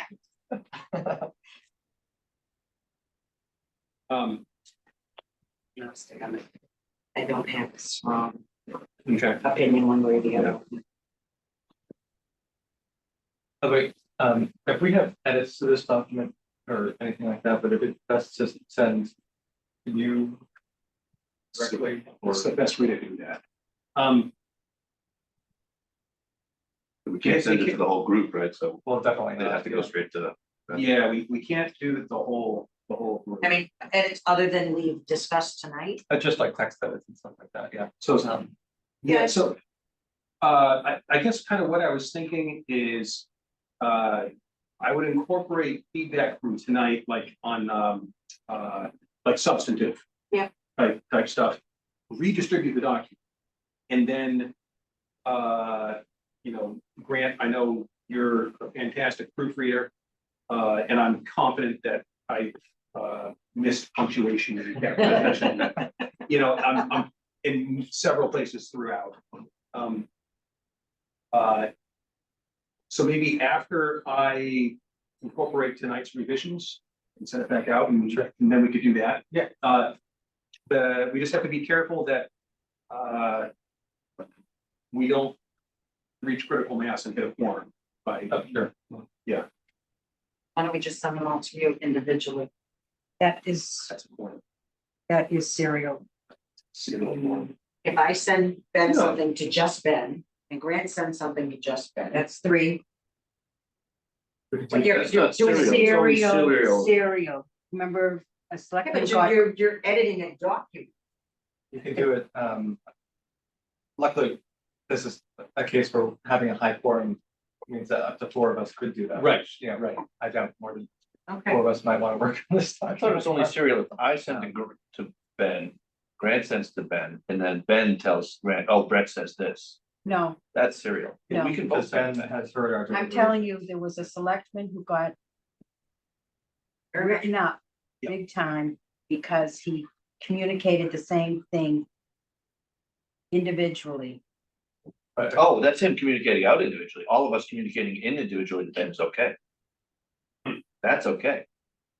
If Ben communicates back out to us, that's not okay. well, regardless, if it's less than 5 of us. it's Yeah. okay.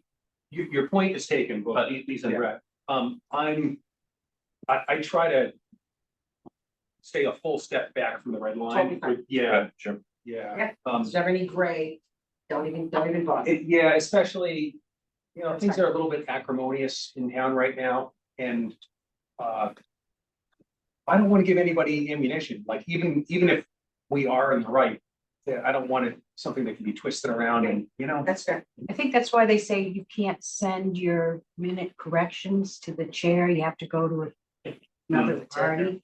How is that any different? And that's been said, right? Do you know, Ben, in looking through it, I mean, I skimmed it pretty quick. I don't think I'm gonna have any like really mind-blowing substantive changes if we meet to discuss this again. Yeah. I think, you know, it's gonna be more so tweaks or add a sentence here or there that in our next meeting. we could- For clarification stuff, yeah, Yeah. and, you know, and we could, at our next meeting, if it's just a couple of things like that, we can vote to approve as amended. You could, Betsy's going to be back, Yeah, so you can send them to her. Oh, So then she can put together, not incorporate them into the document, but make a list and compile it so it's all together for the review makes at the sense. next meeting. Does that sound? that makes sense. that sounds good. Yeah, let's do that. Okay, Yeah, yeah. And CC me, All right, Yep. so send your revisions to Betsy. Any other And revisions? CC come Fred. tonight? yeah, and Okay. then I'll work with Betsy to make sure it's in a, That makes sense. we're not gonna add it in because the whole Yeah. committee needs to review it, but they'll be in the right section so you can have an easy time. So again, I'm gonna make, Or track changes. I'm gonna make some changes from tonight. And I will recirculate an updated document. And it is that document that corrections can be sent in to Betsy and Fred. Okay. Okay, Thanks. so I'm looking for direction from the committee on use of the word grant. I'm okay with it. Lisa says she's agnostic towards it. Grant, you're in favor of eliminating the word. As So much as Brett, possible, Kristen, not- Alan? Yeah, not necessarily every, I saw there's 50-something mentions of it, but, just because What would you suggest in its place?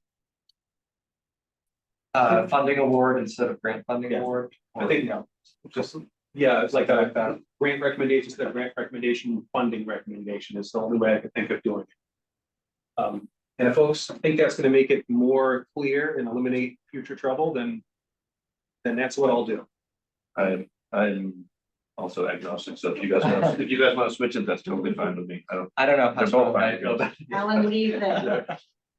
I mean, I Ellen? see it used in other CPC documents, so it does seem to be sort of a common practice. So if it's gonna be a lot to change it, you know, I think we have that to fall back on, but if others have a problem with it, then I'm fine with switching it out.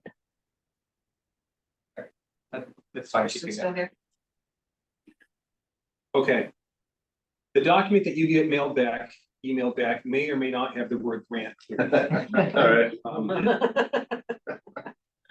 just switch half the references. Can I go back a minute? To a prior topic somewhere. When we were talking about the anti-aid amendment, Yes, can I'd like to, on behalf of the committee, contact the coalition to ask about how it works if you do a project with the community builder, for example.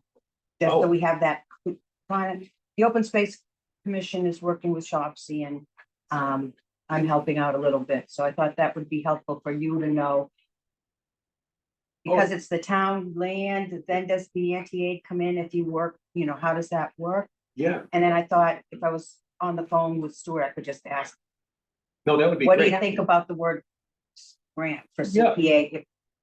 When I first was involved, it was like pounded into my head, don't use a grant, because it was almost like the, also like Ben's point is really the good point, that you just get all this money, which it isn't, but it's also like, I don't know, you're being granted something, but this is CPA funding that was intended for this use of taxpayer money, so there was this definition of it, but they now call it, what do they call that? The grant agreement? Grant agreement, yeah. So that muddies the water completely because they're calling it a grant The agreement, DORs right? calling it- DOR? Yeah, yeah. So I think that's gone, but would just be a quick side note, like, is there any reason not to say? Yeah, no, that would be, and I'm, obviously, I place a great deal of stock in Stuart's advice, so I would, thank you. But it was mostly, I wouldn't call just from that, but the NTA, like, I think that's Well, important to also, know. Anything that you learn about that, I would like to include in the anti-aid section of this document if it's appropriate, you know, it's this is the kind of project that we hope to do soon and hope to do again with community housing. One thing, and I'm just bringing this up now because I'm not sure exactly where it should go, but I know we talked about letters of expectation and, yeah. Yeah, so, and we're getting there. I wasn't sure if that should go in post award or it's really not post award. I think it would probably go So somewhere up above, but if we wanted to include that as a let's policy. have that discussion when we get down to the grant agreement section. There's a reason that's there, but that's a question that I actually had for the committee. Okay. Yeah, Does and this- we'll get there soon. Does the, I don't know if it was in this section or not, does the affordable housing list the requirement at time of purchase to put this restriction on They the did, I land? believe. Yeah, it does. Okay, sorry. Yeah. Yeah. Okay, so we're That was at, there. application schedule. So sort of rough overview. I call it a filing window. from July 15th to August 31st. I gave that a lot of thought. I think that's a plenty wide enough window. You can take all the time you want to prepare the application. That's just when it's submitted. Yeah. And it gives us time to do what we need to do. But because, for instance, if a piece of real estate came on the market that would make great affordable housing and it needed to move quickly, that last sentence, in extraordinary instances, CPC may elect at its sole discretion to vote to accept an application package outside of the window. Yeah. Just to give us that flexibility. I'm sorry, I just have a question about the start date. Is there a reason why it's later in the year? So I know that like town meetings now in March. So The all of biggest that reason- work is happening December through March. Is there a reason why we can't have that filing window open, open more and still end at the same time in the back end? But So we get an idea of what funding will be available. Well, not on July 1st. It takes a while for Carla to get everything together, but that's when that information kind of becomes available. Frankly, July 15th is very aggressive. We don't ever get that early. But I guess the idea is we sort of owe it to applicants to try to give them a reasonable understanding of what kind of funding might be available in a given year. And that information just isn't available before July 1st. It's not available till, like, I'm lucky to get it in October. I was gonna say, aren't those two not related? Because they put in the application and then that doesn't mean necessarily that we need to review it at the time. It's just a deadline for them to get it in. And then, we'll go through the review and presentations and all that. But just curious, because Yeah. it's only a month, right? A month and a half. Yes. But Yeah. I guess, even if the application was prepared in March and we accepted it then, it would just be sitting in our inboxes, frankly, until September anyway. Can I ask a question? Yeah. Because of other grants I participate in, they often, you can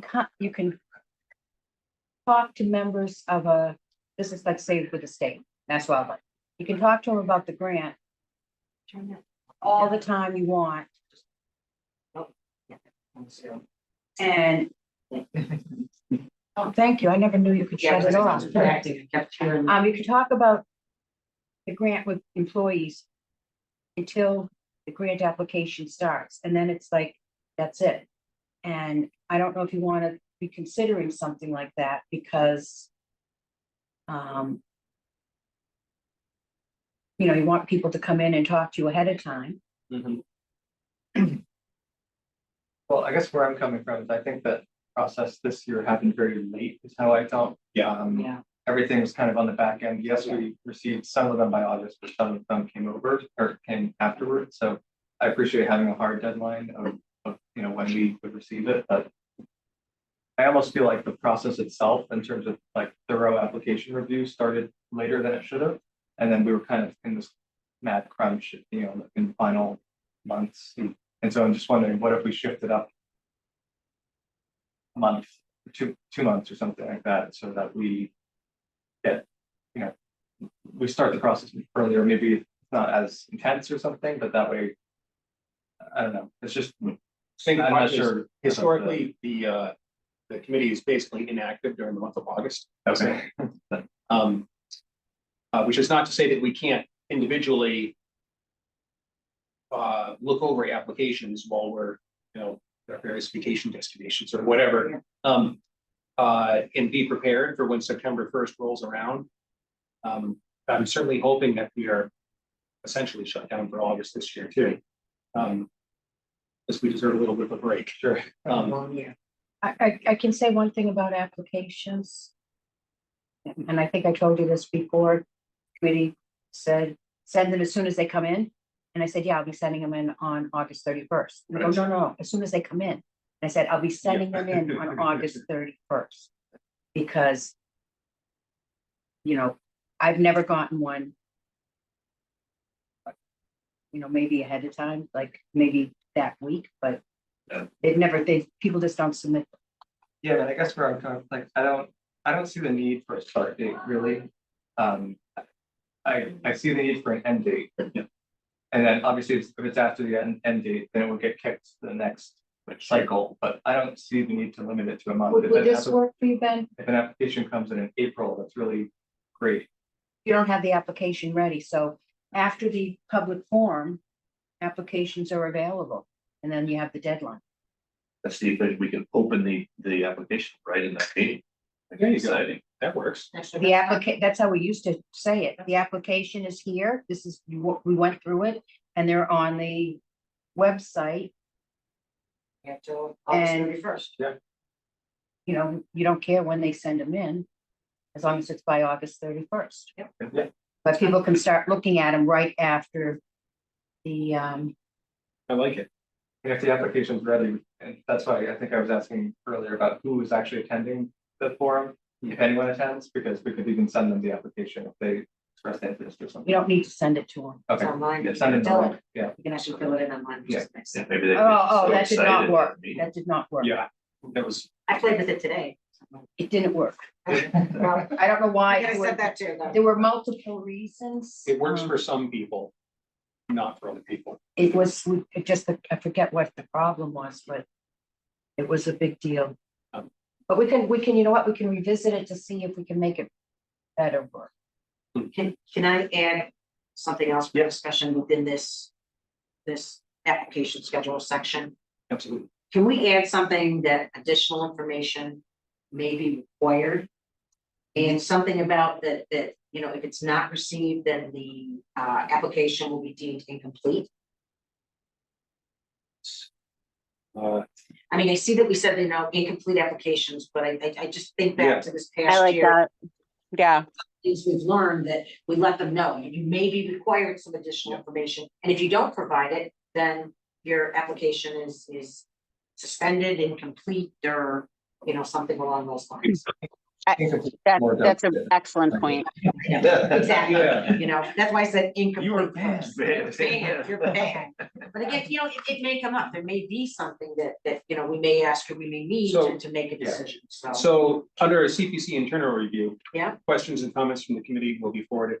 Questions, comments, and requests for additional information will be forwarded to the applicant.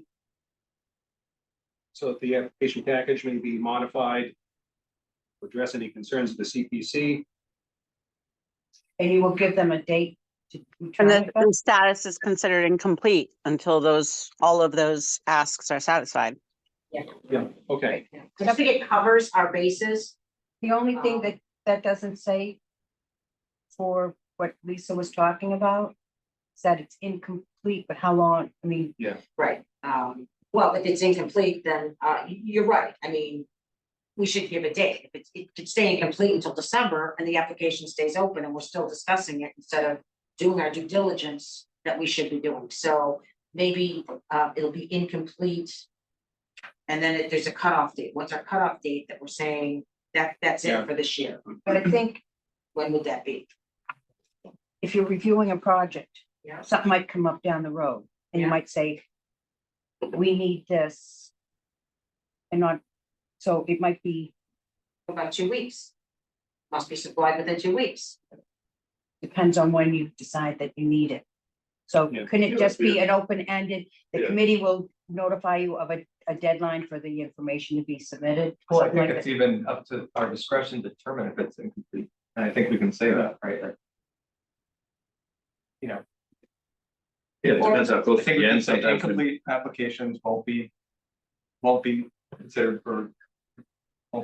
Won't be considered. It is our process that we work with the applicant to make it complete. Right. Just to put it It's into up to our perspective, discretion to determine whether or not it's complete or not. all the applications should be reviewed and approved by November. Yeah. Beginning of November, Yeah. done. And then, So I guess if we ask for something additional. Yeah. I think a 2-week window to supply it to us, or it's deemed incomplete, is a big enough window, especially if you're getting down to the end. So now it's September or the end of September, we're asking for one final piece before we can make a decision on it. You don't want to leave it open-ended. I get that. So is a 2-week window must be supplied within 2 weeks? I don't think we need to say it, right? We can tell them, we have the discretion to say then, Yeah. Okay, we need this back in Depends 2 on weeks, what you're or we can say we asking need it back in a day, right? Yes, At some the time. documents might be tough. What if it's getting a quote that, Yeah, you know, okay. Well, I don't know how you don't So, I- leave it open-ended. What if we leave something, let's see. Questions, comments, or requests for additional information from the committee will be forwarded to the applicant, so the application package may be modified by the applicant to address any concerns with the CPC. Failure to, What about just saying in a timely manner? We can This is decide- a, yeah, that's what I was Failure. saying, failure to Timely manner. respond in a timely manner. May result in the application not being considered. Yeah, that's good. Yep. Yeah, And we that's can fine. define And the then we can appropriate define, time and depending manner. on, again, if it's September and somebody needs additional time to do something, you have the time, but if we're looking at January or, Right. you know what I mean? You have That- I 3 think minutes. 2 Can days you- before the can warrant. you and say Yeah, it's exactly. determined by the CPC? Yeah. Is that too much? I think it's implied that everything. So subjective, time and Yeah. manner. What do I think is time? Yeah. Very different than what Lisa thinks. Wow. I don't know if that's a good or a bad thing. Lisa's a stick. Wow, Shazam. No, I'm just, you know. No, I'm just, again, trying to think of all scenarios and I don't want to get to the end and I felt a little bit this time that we were rushed to get ready for town meeting. That, you know, there should Oh, be God, yeah. an end game that we say, this is it, Yeah. you know what I mean? But I think that this committee tried really hard to work with, you know, everybody that submitted an application and kind of went a little beyond, you know what I mean? Yeah. And I think it created a hardship for us at the end, that's all, and I think it made Freddie's life really, really tough. Prior to getting things done and getting the warrants done and getting town meeting to a closing, we were like the day before. Well, I guess, I think I had an issue with. On the applicant in terms of requiring them to get information within a certain time limit. I think we could set our own internal deadline to say. Whatever it is, 2 weeks before the closing of the warrant, the CPC Yeah. will, or whatever we want it to be, a month, or. Freddie's looking at me. Well, when we say time. Warrant closes, you need a good, really. After you have your warrant, now you've got to have them with a grant agreement or the letter of expectation, whatever that is. You have to have town No, council it was review it. just, That was an it was example. just an example. Yeah. So, If it's I'm sorry, my thing was like, Yeah. If that it's was November really hard. first, whatever, but, you know. All warrant articles will be finalized. You know, barring review from town council Yeah. by December 1st or Yeah. whatever. Yeah. And that puts Yeah. pressure. For I'm Yeah. talking November, not December. November, okay. No, but it's that, I'll get the timeline and work it back when. We're supposed to have the warrant articles into the select. So maybe we do that tweak, I think that's great, Grant, I think putting an end date on this is really a great idea. And it's an internal update, but it lets the applicant know. I love Absolutely. that. I love that. My only Yeah. comment on that is because then if you get the project that can't do it. For some reason, they're waiting for the contractor to come back with a quote, or there's Mhm. something, right? Then they miss that deadline. Then the next guy missed, you know what I mean? It's like, if you work with each individual project and you know what the concern or consideration is for what you're asking. You know, for some of them, it might be reasonable, give me that tomorrow. Mhm. I mean, you might feel that. I've just seen projects where people do the best they can and they need more time. All right, let's think about this until our next meeting. Okay, yeah. Yeah, I think- That's, you'll notice that I only put 2 dates in here, the start and end date of the window. And that was sort of my thinking was like. Sort of different than like. Conservation Commission applications, so it's. I found it really difficult to nail down specific dates. Yep. But yeah, we should all think about it. The next step is application presentation. You know, we will have identified any gaping holes prior to that, and then they come in, and they meet with us. And, but I did put in here, it's not uncommon for additional changes to be made to an application package pursuant to questions raised at this meeting. Let's see, so CPA, CPC. recommendation town meeting, an additional review. This is just additional review by, town council advised, and then select board advisory give their opinion on it.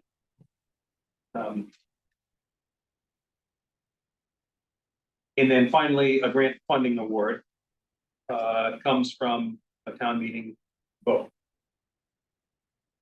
So next we get to, this is what I said, I was waiting for, grant agreement. Believe it or not, this SOP with grant agreements is, they are put together after an appropriation at town meeting. Really? They are. Okay. And the DOR says that I have a whole bunch of bulleted items here. This is right out of the DOR guidance. The signatories to it are the CPC, the applicant, and town council, is what DOR says. Okay. So the other route that we could take,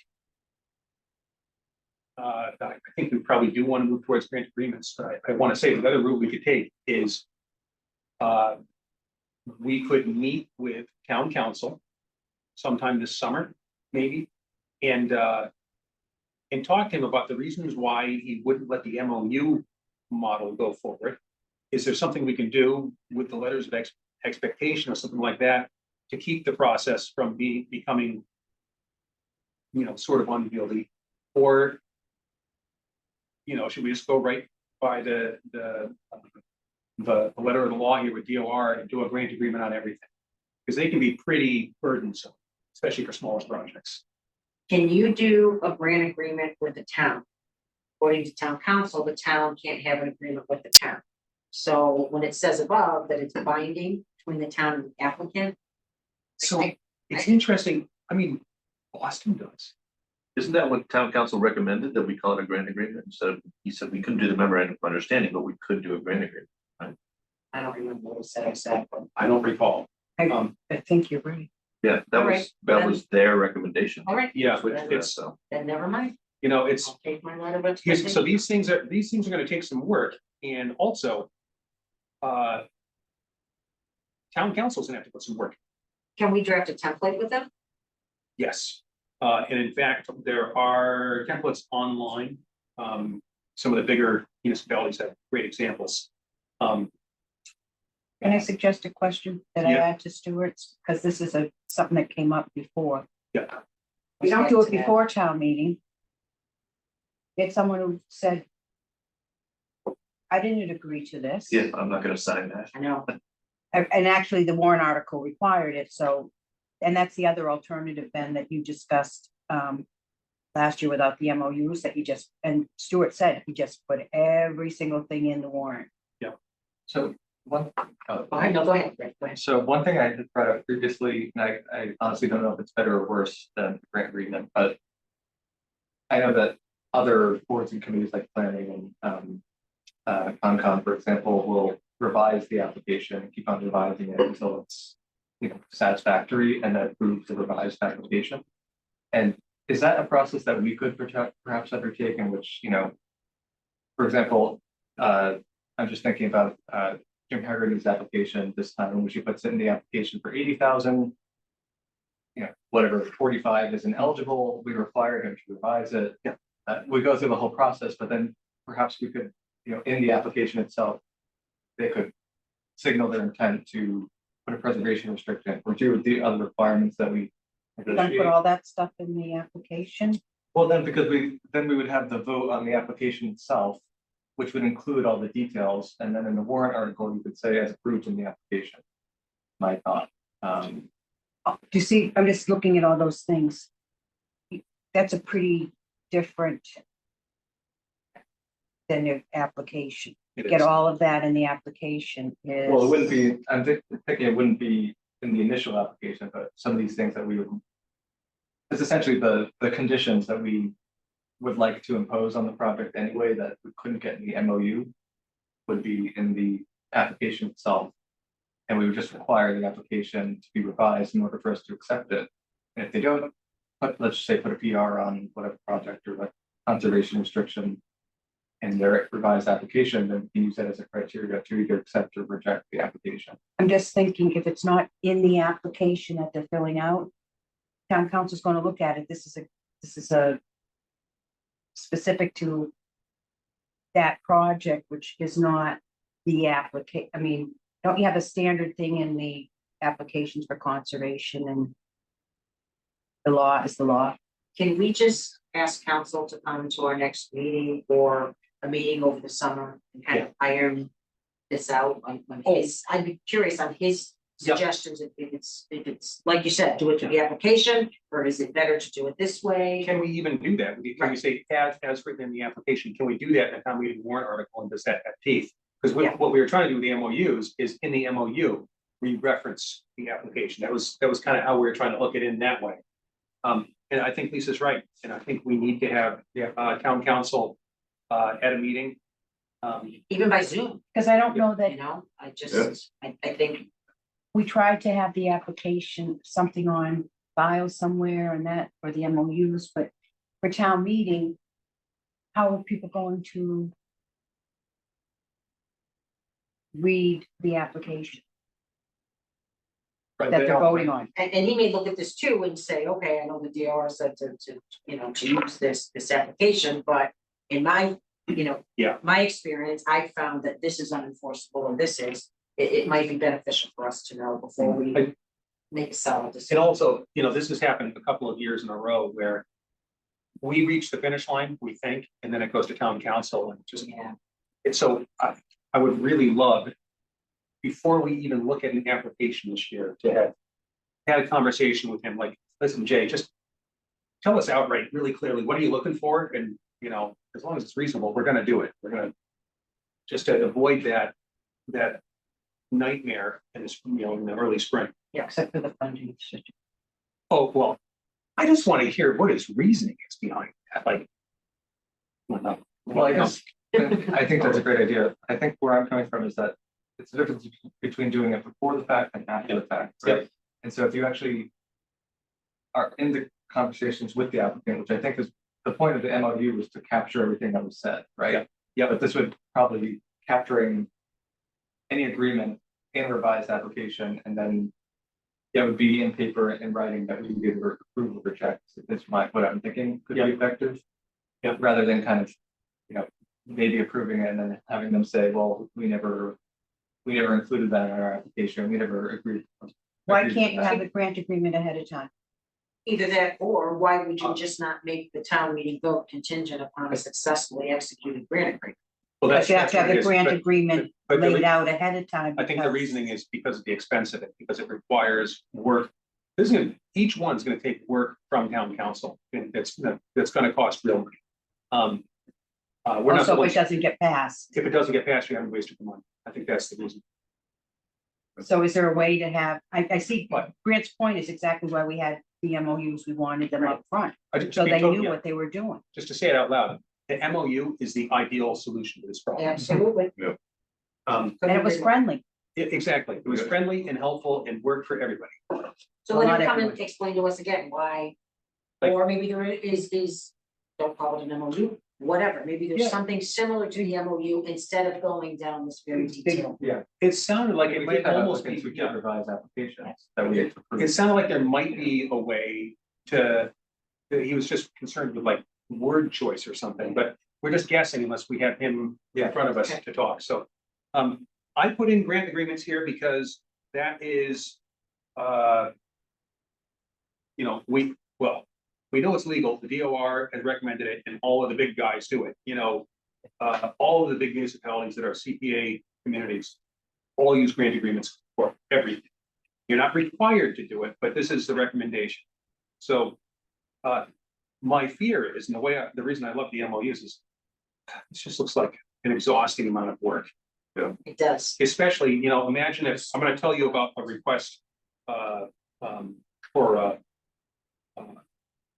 to put in an application for $6,000. In the chairman's report. Doing all this for $6,000 is just, you know, it strikes me as crazy. So hopefully we can find a way around that. Okay, so the way we're gonna deal with that is we're gonna. Sometimes it's tough to get in contact with Jay, so one potential fallback would be, we used to have to do this with Aldo when I was like. In Concom.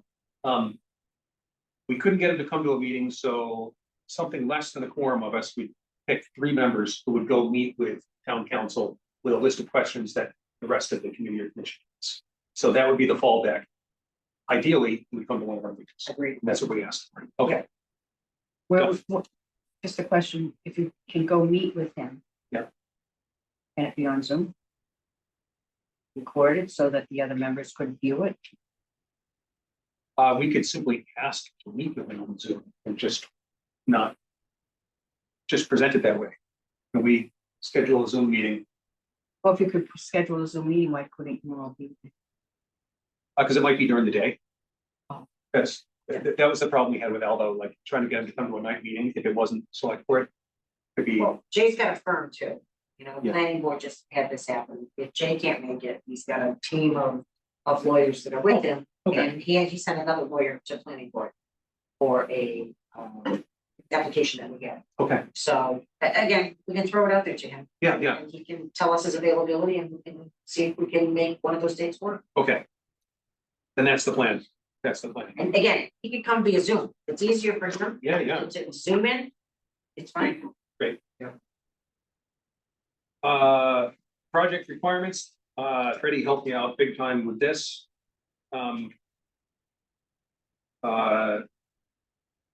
Liability insurance, under fund disbursement requests, there's more, qualifications they have to have. In order to receive town funds. Can I, under reporting Yes. requirements, can we add instead of twice yearly? Potentially quarterly, Absolutely. until it's considered completed, and, you know, because at that time as well, I know. Maybe we could add something about, you know, like for instance, the Affordable Housing Trust. Has to have additional reporting that they're supposed to do to CPC. So can we somehow incorporate that? I don't know how, Ben.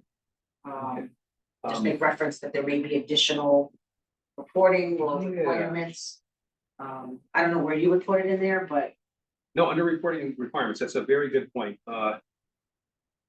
If they're reporting at a meeting, does that mean that they'd be coming every No, this is in writing. 3 days? Reporting may be done in writing, yeah, by appearing at a CPC meeting or both. just an update Okay, when we yeah. have questions or. Yeah. You know, it may just be a quick thing that nothing's been done and, okay, great, or it could be that, we're almost done and someone may have a question. And Yeah. we can shoot it back from that, so I was just thinking, you know, especially on the larger projects, on a quarterly basis seems to work. Yeah, yeah. I forget if you had this in here, so excuse me if you did. Is there anything about for applicants that if they have an open project with the CPC, that it's in good standing? Or, you know, the reviews have been, you know, There's not anything in here, and that would probably go under section 2, applying for CPA funds. Yeah, if you so choose, I just think that. would Yeah. be- Eligibility, public versus private. 'Cause, you know, somebody could have a project open and have another Scope of project. work and budget, review by the town You want to just make sure they've been reporting. and- application schedule. I would suggest. We need that in the handbook. I mean, that's a pretty corner case of somebody who already has a project and is doing a terrible job Yeah. and is asking for another one. You need it in the handbook. It's come up. It's come up. Yep. I would say after property owner permission and before scope of work, schedule and budget. Applicants with existing projects would be the header. And I could cover that. never know, which I never know. You know, up to date with Yeah. their reporting and Yeah, in Sure. good standing. Whatever. it's in good standing and there's no outstanding, you know, questions, we may ask a question and not give an answer to, or I guess it would fall under reporting as well, but. Any requirements, so, Especially if, maybe if we're doing a letter Here's a of simple- expectation or whatever. A simple thing, they didn't get their sign up for their project, right? We're waiting on that. Just get the sign up and close the project out. right? As we looking for applicants with existing projects to be up to date in their reporting. Yeah. In good standing, You don't have to define it. I think people know what that means. Right. Yeah, good standing's a good enough phrase. in good standing. I'm gonna put in good standing, On with- commitments, on, yes. Commitments to CPC, town accountant, upper town kind of thing. no, No, okay, because that's through CPC. The applicant doesn't deal with that. oh, okay. But, town accountant is the one who's verifying W-9s, No, that's done through the CPC. is it really? Yeah. Insurance, all that? They're not getting paid, so that's a different thing. So that's not for their application, right? Yeah. That, I mean, sorry. You just want their project to be in good, if they have an open project, they're in good standing, just think, whatever that means. Yeah. People know Okay, what You can that put as means. determined by the CPA. Yeah, yeah. It's each project would be individual, what an issue could be. Okay. Okay, Can I- clear enough. Grant, Let's see, Grant had a question then. Oh, yeah, I'm actually not sure, if we're on this section yet, but changes to projects. yes, So I know that we had to change to the townhouse roof that they, came back for, we did this slate roof and. Yep. My understanding was that we were able to do that because it didn't actually require expending more funds and that had already been approved. Right. Is that always the case? And if so, Yes. do we need to mention that? It's not just that you can approve the project and then significantly increase it tenfold or something after the fact, as long as CPC Yeah. approves it. It's really, yeah, has to be within the scope. Does it have to be within the scope of the Yeah, original? that was budget? within the scope. it was, Or otherwise it needs an additional town meeting. He Yeah. couldn't have built a cupola. Right. Let's say. Yeah. Right, that wasn't in the scope. But it makes sense, this kind of But, does seem like it implies you could sneak in extra. Yeah, not just Yeah. the scope, but also. the yeah, budget. changes So must be within, Is that right? That if you appropriate $2.5 million for a project and, they have additional funds or something, but they want to do a new part of the project, come back in order to actually change the project and get additional funds, it would actually have to go back to town meeting. Correct. For the additional funds, right? so what I've written here, Paul wordsmith it, but changes must be within the original scope and budget. Okay. Yeah. It's like that four corners, at town meeting they talk about, like, Before we move on from this, Ben, I just wanna give you huge kudos and thanks. I can't imagine the amount of time it took you to put this together. Oh. And it's quite a document, and the minor changes that we kind of went over tonight is a testament to the hard work you did, so thank you. Oh, thank you, Lisa. I've been looking forward to doing it strangely, it's something that I think we need. Oh, let's see, quick mention of the non-supplanting clause. The one where is, if town meeting approves an appropriation and somebody gets antsy and starts the work and pays for part of it, once they get a disbursement, they can't then reimburse those funds. You can't supplant funds. Closing out projects, just a quick description. It's not a super formalized project process, but this is what it is. And finally, resources to support all this stuff, and to help folks out. Sorry, one last question. Yeah. Changes on the non-supplanting clause, I know that came up on the Babel Hall project. I believe we thought that applied to Babel, and I believe you said that the non-supplanting clause only applies to town or government projects, is that correct? It's a little more nuanced. Okay. It applied. The previous expenditure of funds cannot be later supplanted by or reimbursed by CPA funds, and that holds across all classes of projects. The place where we got tripped up is for a municipality. If you have contracted for work to be done. First, that means by law, you already have an appropriation for that contract, right? That then falls under the non-supplanting clause. If you have contracted for the work, even if the work hasn't been done or paid for yet, you signed a contract for it with funds that have been appropriated, you can't then pay for that contract with CPA. Okay, but the non-supplanting clause itself applies to all projects. All projects, yeah, all classes, yeah. I got that right, ready? You explained that to me once before, that was what you said the last time. Okay, okay, so at least I'm consistently wrong. Yes. Yeah, we just, it was the contract that was the issue. Yeah. Okay. But who signs a contract without having funding? Right. So, oh, well. All right, so that's that is a quick run through. I will make these changes and I will circulate the document back out. And then you can send your comments to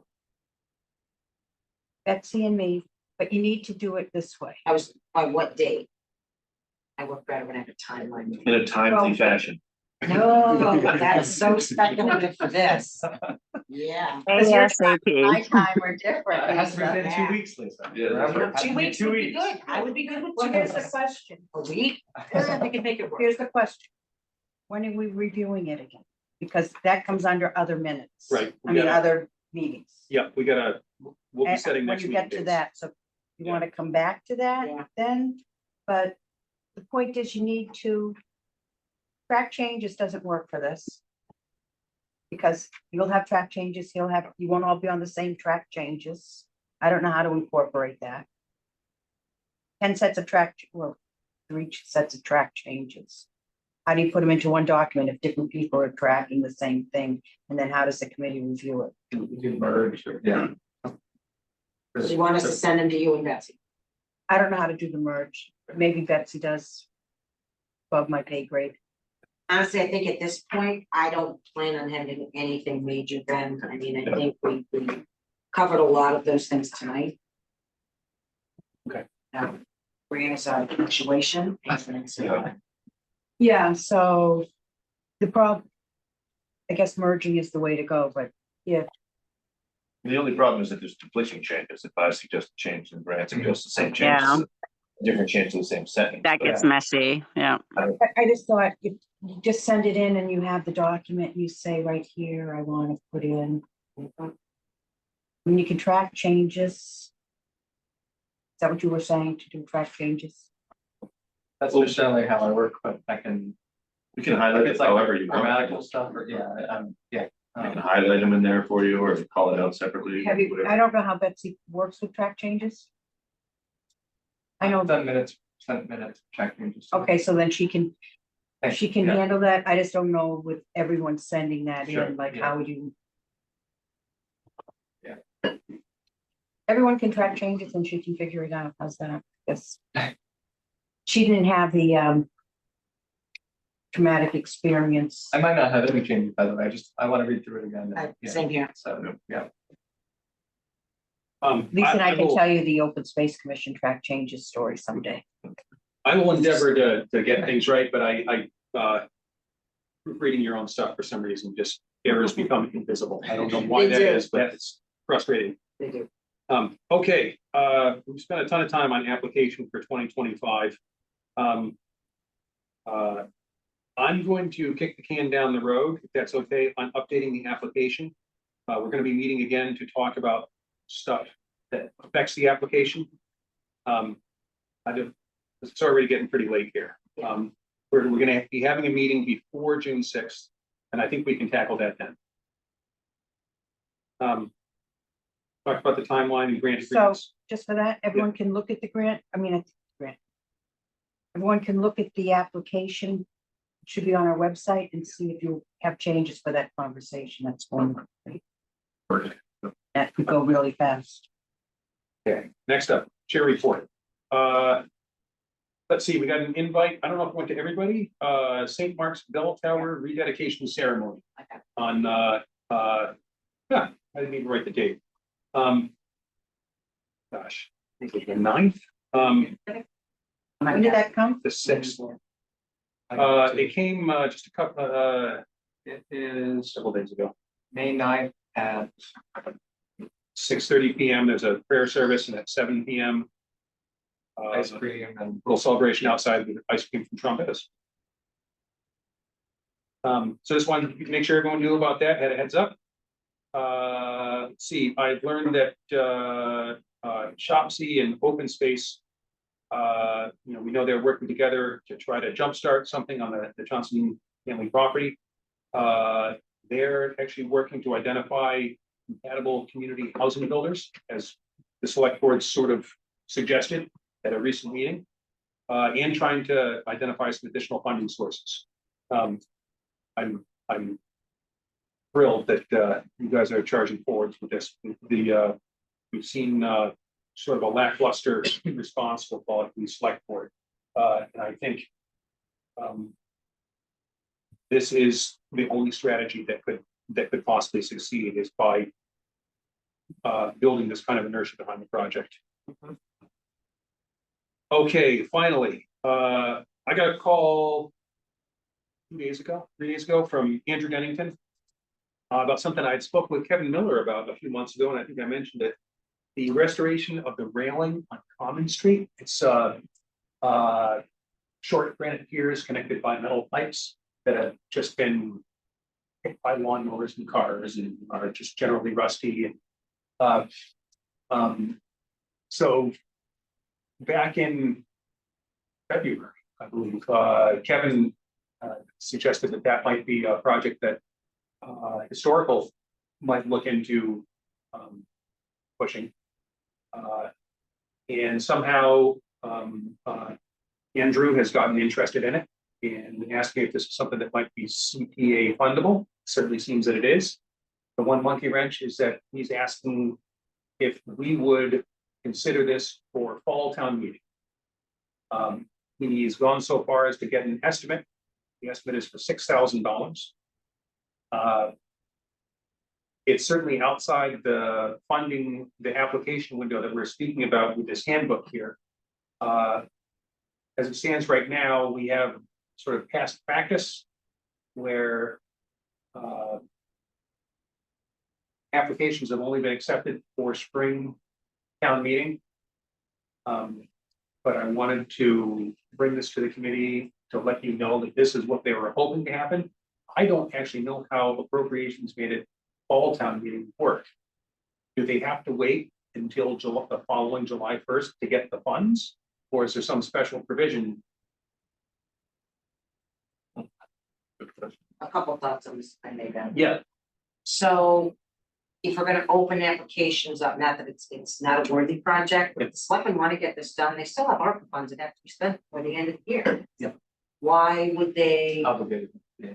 obligate it exactly before the end of the year or a contract? I don't know when this would look to be done. I mean, obviously, it's a project that I would be supportive of, but I worry that we have a process. We just went through a handbook. We set a Yep. timeline tonight. Are we gonna open that door for everybody? What happens if somebody comes and says to us, well, you didn't tell us you were doing this. I would have liked to bring something to fall town meeting. Right. And I worry that we're giving ourselves. Mhm. What? We're asking from August 31st until, December, whatever, to do our due Right. diligence. Do we have time to do our due diligence? Yeah. So I guess my initial thoughts would be, they have ARPA, why did they not use ARPA? Just get it done tomorrow. Yeah. Or if, again, are we gonna have to open the door to anyone else that may or may not have a project as well?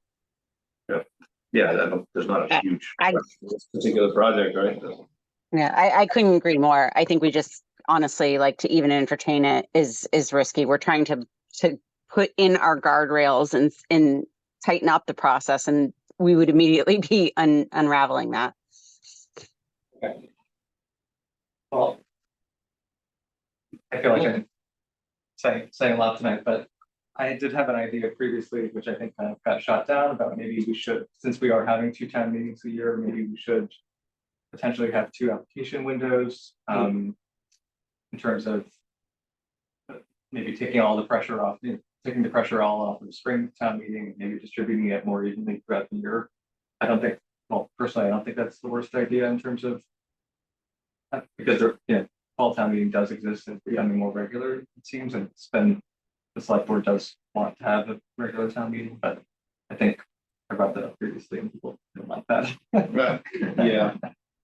And again, it has nothing to do with whether this is worthwhile or Sure. not, because I support it. Mhm. I would, again, if the select board would fund this tomorrow, I would clap my hands that it's getting done. Well, me too. Ever since it was pointed out to me by Kevin, every time I drive through there, I can't keep my eyes off it. So. Like highlighted by the flags. Oh, Sorry. yeah, I think that's cool. Actually, I want to ask something about that after the meeting. Okay, is it the reason that I, was somewhat open to the idea is that, it's sort of an easy one. But the point is well taken that, is this going to open the door to a bunch of other people this year anyway? Plus adopting, formalized rules. And Grant, I think your opinion is completely valid, but we just haven't, we're talking about it for the first time right now. And we have a spotlight on us, right? We have someone accusing us of not doing the right thing, even though we all know that we did. And so then to take this on, I think it's just a risk, unfortunately. And I would just rather, if that's what we want to do, Grant, then I want to talk about it and figure out the guardrails for that, because, we're just exposing ourselves at this point.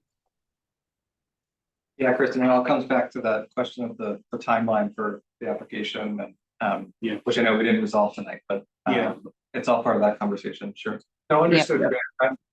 I guess my part, I'm not sure that it would take burden off of us by distributing the load. I understand the point. My fear is that what we're doing right now, we would end up having to do several things at once, both considering applications while at the same time putting together warrant articles and instead of having one workflow, we have 2 workflows going at different speeds, and I'm afraid it would be.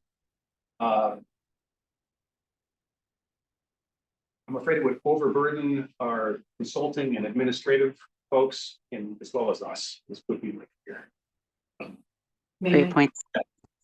Just the other concern is always that you don't know how much funding you have. And it's a lot of work to put the budget together. And you really, what we talked about is knowing all the projects you have for that amount of funding to make decisions. Because some days, you may have to make a decision that you can't fund one and can fund another. And then what happens if, I don't know how the fall works, like do people get in, say you had some money left over, but you don't know all the projects for the year, and then you spend it before you get to look at the full package, right? Like you have 5 projects and they're all good, but you don't have enough money for them all, right? So the budgeting thing is a big part of it, because the fall town meeting, you're only going to have what's left over from the prior town meeting, but it could be taking away from a project that's even more important that's coming. How do you maybe come up with a way to evaluate projects, but that was a concern. Also, my review of other communities, CPA documents, 1 funding cycle per year is the norm. Another thing that was strangely common is the application process is 2-step. There's a pre-application you have to do in order to be eligible to submit an application. It's mostly larger municipalities that are doing that strategy, because I think it does take on more work. And I think once you get up to the size of Newton or Needham or something like that, you probably have community preservation staff, like a full-time staff person, and you're more able to take on something like that, but I found it interesting, I immediately saw the reason why you do something like that. To sort of winnow the projects and I guess we do it in our own way with the internal review followed by the formal presentation, but that was another thing that I saw. Ellen, did you want to add anything? Yeah, I mean, I think it makes sense that we're setting up this process and it's important to stick with it. You know, I agree that it sounds like a worthy project, but I think once, as you said, once we start making an exception, it raises questions. And I think it benefits us to have a clearly written out stated set of rules and then stick to them. Okay, I'll get in touch with Andrew and I'll let him know the feeling of the committee. Okay, fair enough. Invite him to. Yeah, I mean, I always have to invite affordable housing / select board. So I think I'll be in contact with him. And I'll just say, it's something that Historical's been talking about for a while, since Yeah. I joined Historical, so I'm sure it will still be an issue next year. Okay, yeah. Can't you talk to them about ARPA? When you relay, We got exactly, ARPA funding for other when you things on the relay town to common. but not Andrew, you know, that we're putting processes in place, can you just ask him if there's the opportunity to ARPA? I know they have some extra money in ARPA. They said at the meeting.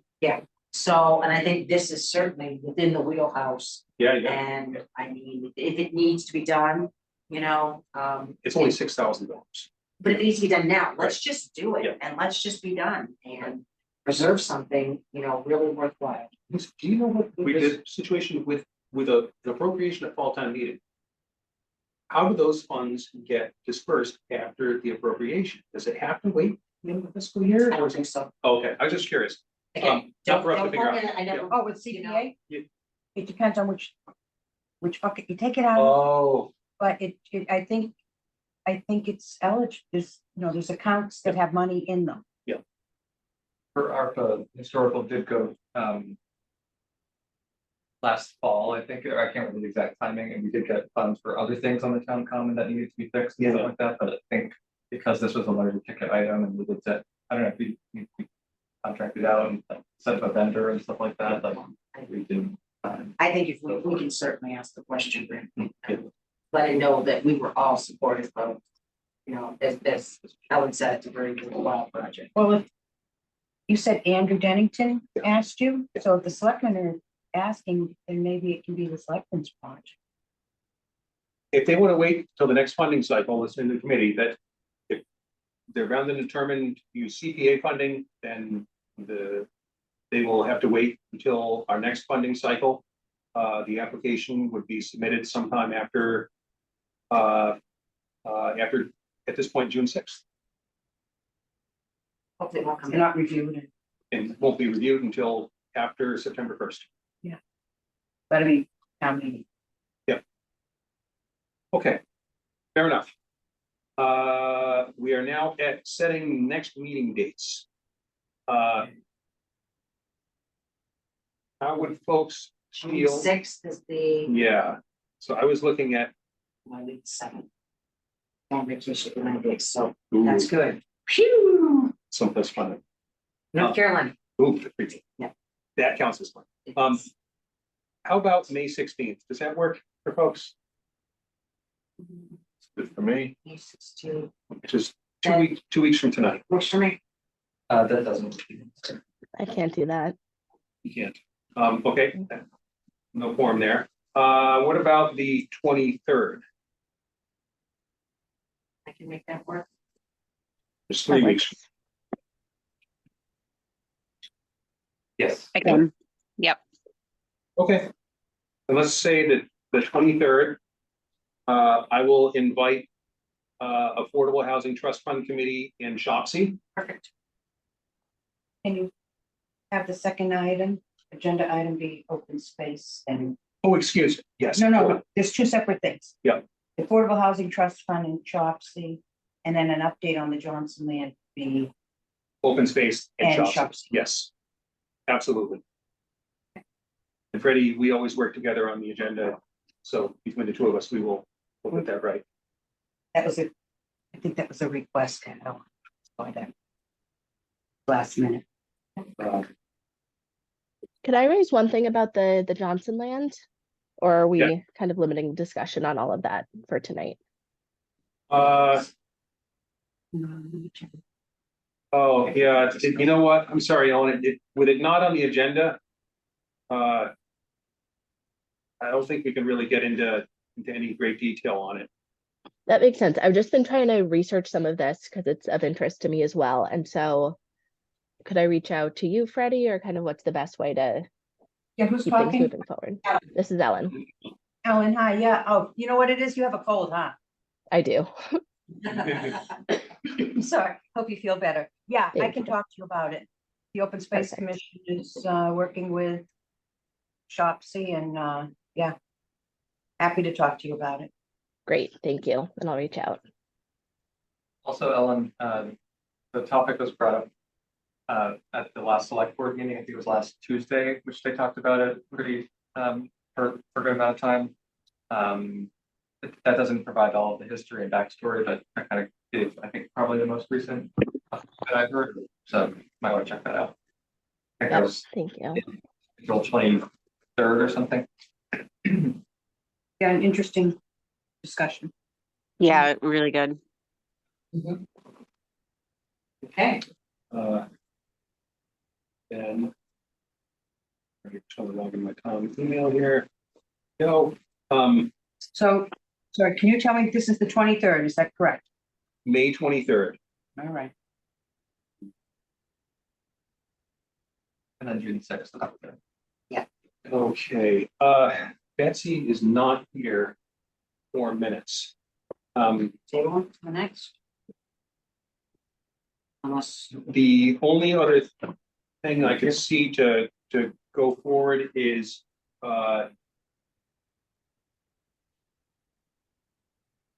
please, guidance from the rest of the committee. Is it acceptable for us to, if there are no substantive changes, but only typographical type situations, typographical corrections, excuse me, could we vote to approve the minutes with the allowance that a member or members could submit typographical corrections to Yeah. Betsy? May I ask a question? Yeah. Time wise. We're meeting again in 3 weeks. 3 weeks. You're well within the time, We are. aren't you? Well, town clerk wants it within 45 days, I think. Yeah. Mass general law, No, I know, town clerk wants it within 45 days, so tighter. you have someone who's been away, coming back. Yeah. I don't know what, I've heard the type of edits there are. I mean, if we're looking at the if we're looking at the March 23rd, they're very short meeting. And that was town meeting. Yeah. So Oh, if we okay. just did town meeting minutes at the very least, then we're well within the window, because the next meeting was 4/4, I believe. That Yes. was the one I was talking about, So town meeting. I didn't have any edits on town meeting. I think. Me neither. Yeah, so Okay. Oh, that was is there a motion to accept the minutes of March 23rd as written? So moved. Is there a second? Second. I'll call the roll because we are hybrid here. Lisa Braccio, Yes. Brent Harrington, Yes. Brett Peters, Yes. Ellen Maria, Yes. and Kristen LeVault. Yes. Perfect. Unanimous, and we will table the meetings of the minutes of April 4th until our next meeting on May 23rd. Perfect. All right, 10 o'clock exactly. We managed to get through it. If there's nothing else from anybody, looking for a motion to adjourn. So moved. So moved. And is there a second? Second from Brett. All those in favor, Lisa Braccio. Aye. Grant Barrington. Aye. Brett Peters. Aye. Ellen Maria Yes. and Kristen LeVault. Yes. And Ben Smith is a yes. on the previous vote as well. Thank you, everyone. Thanks. Thank you all. Currently Yeah. still the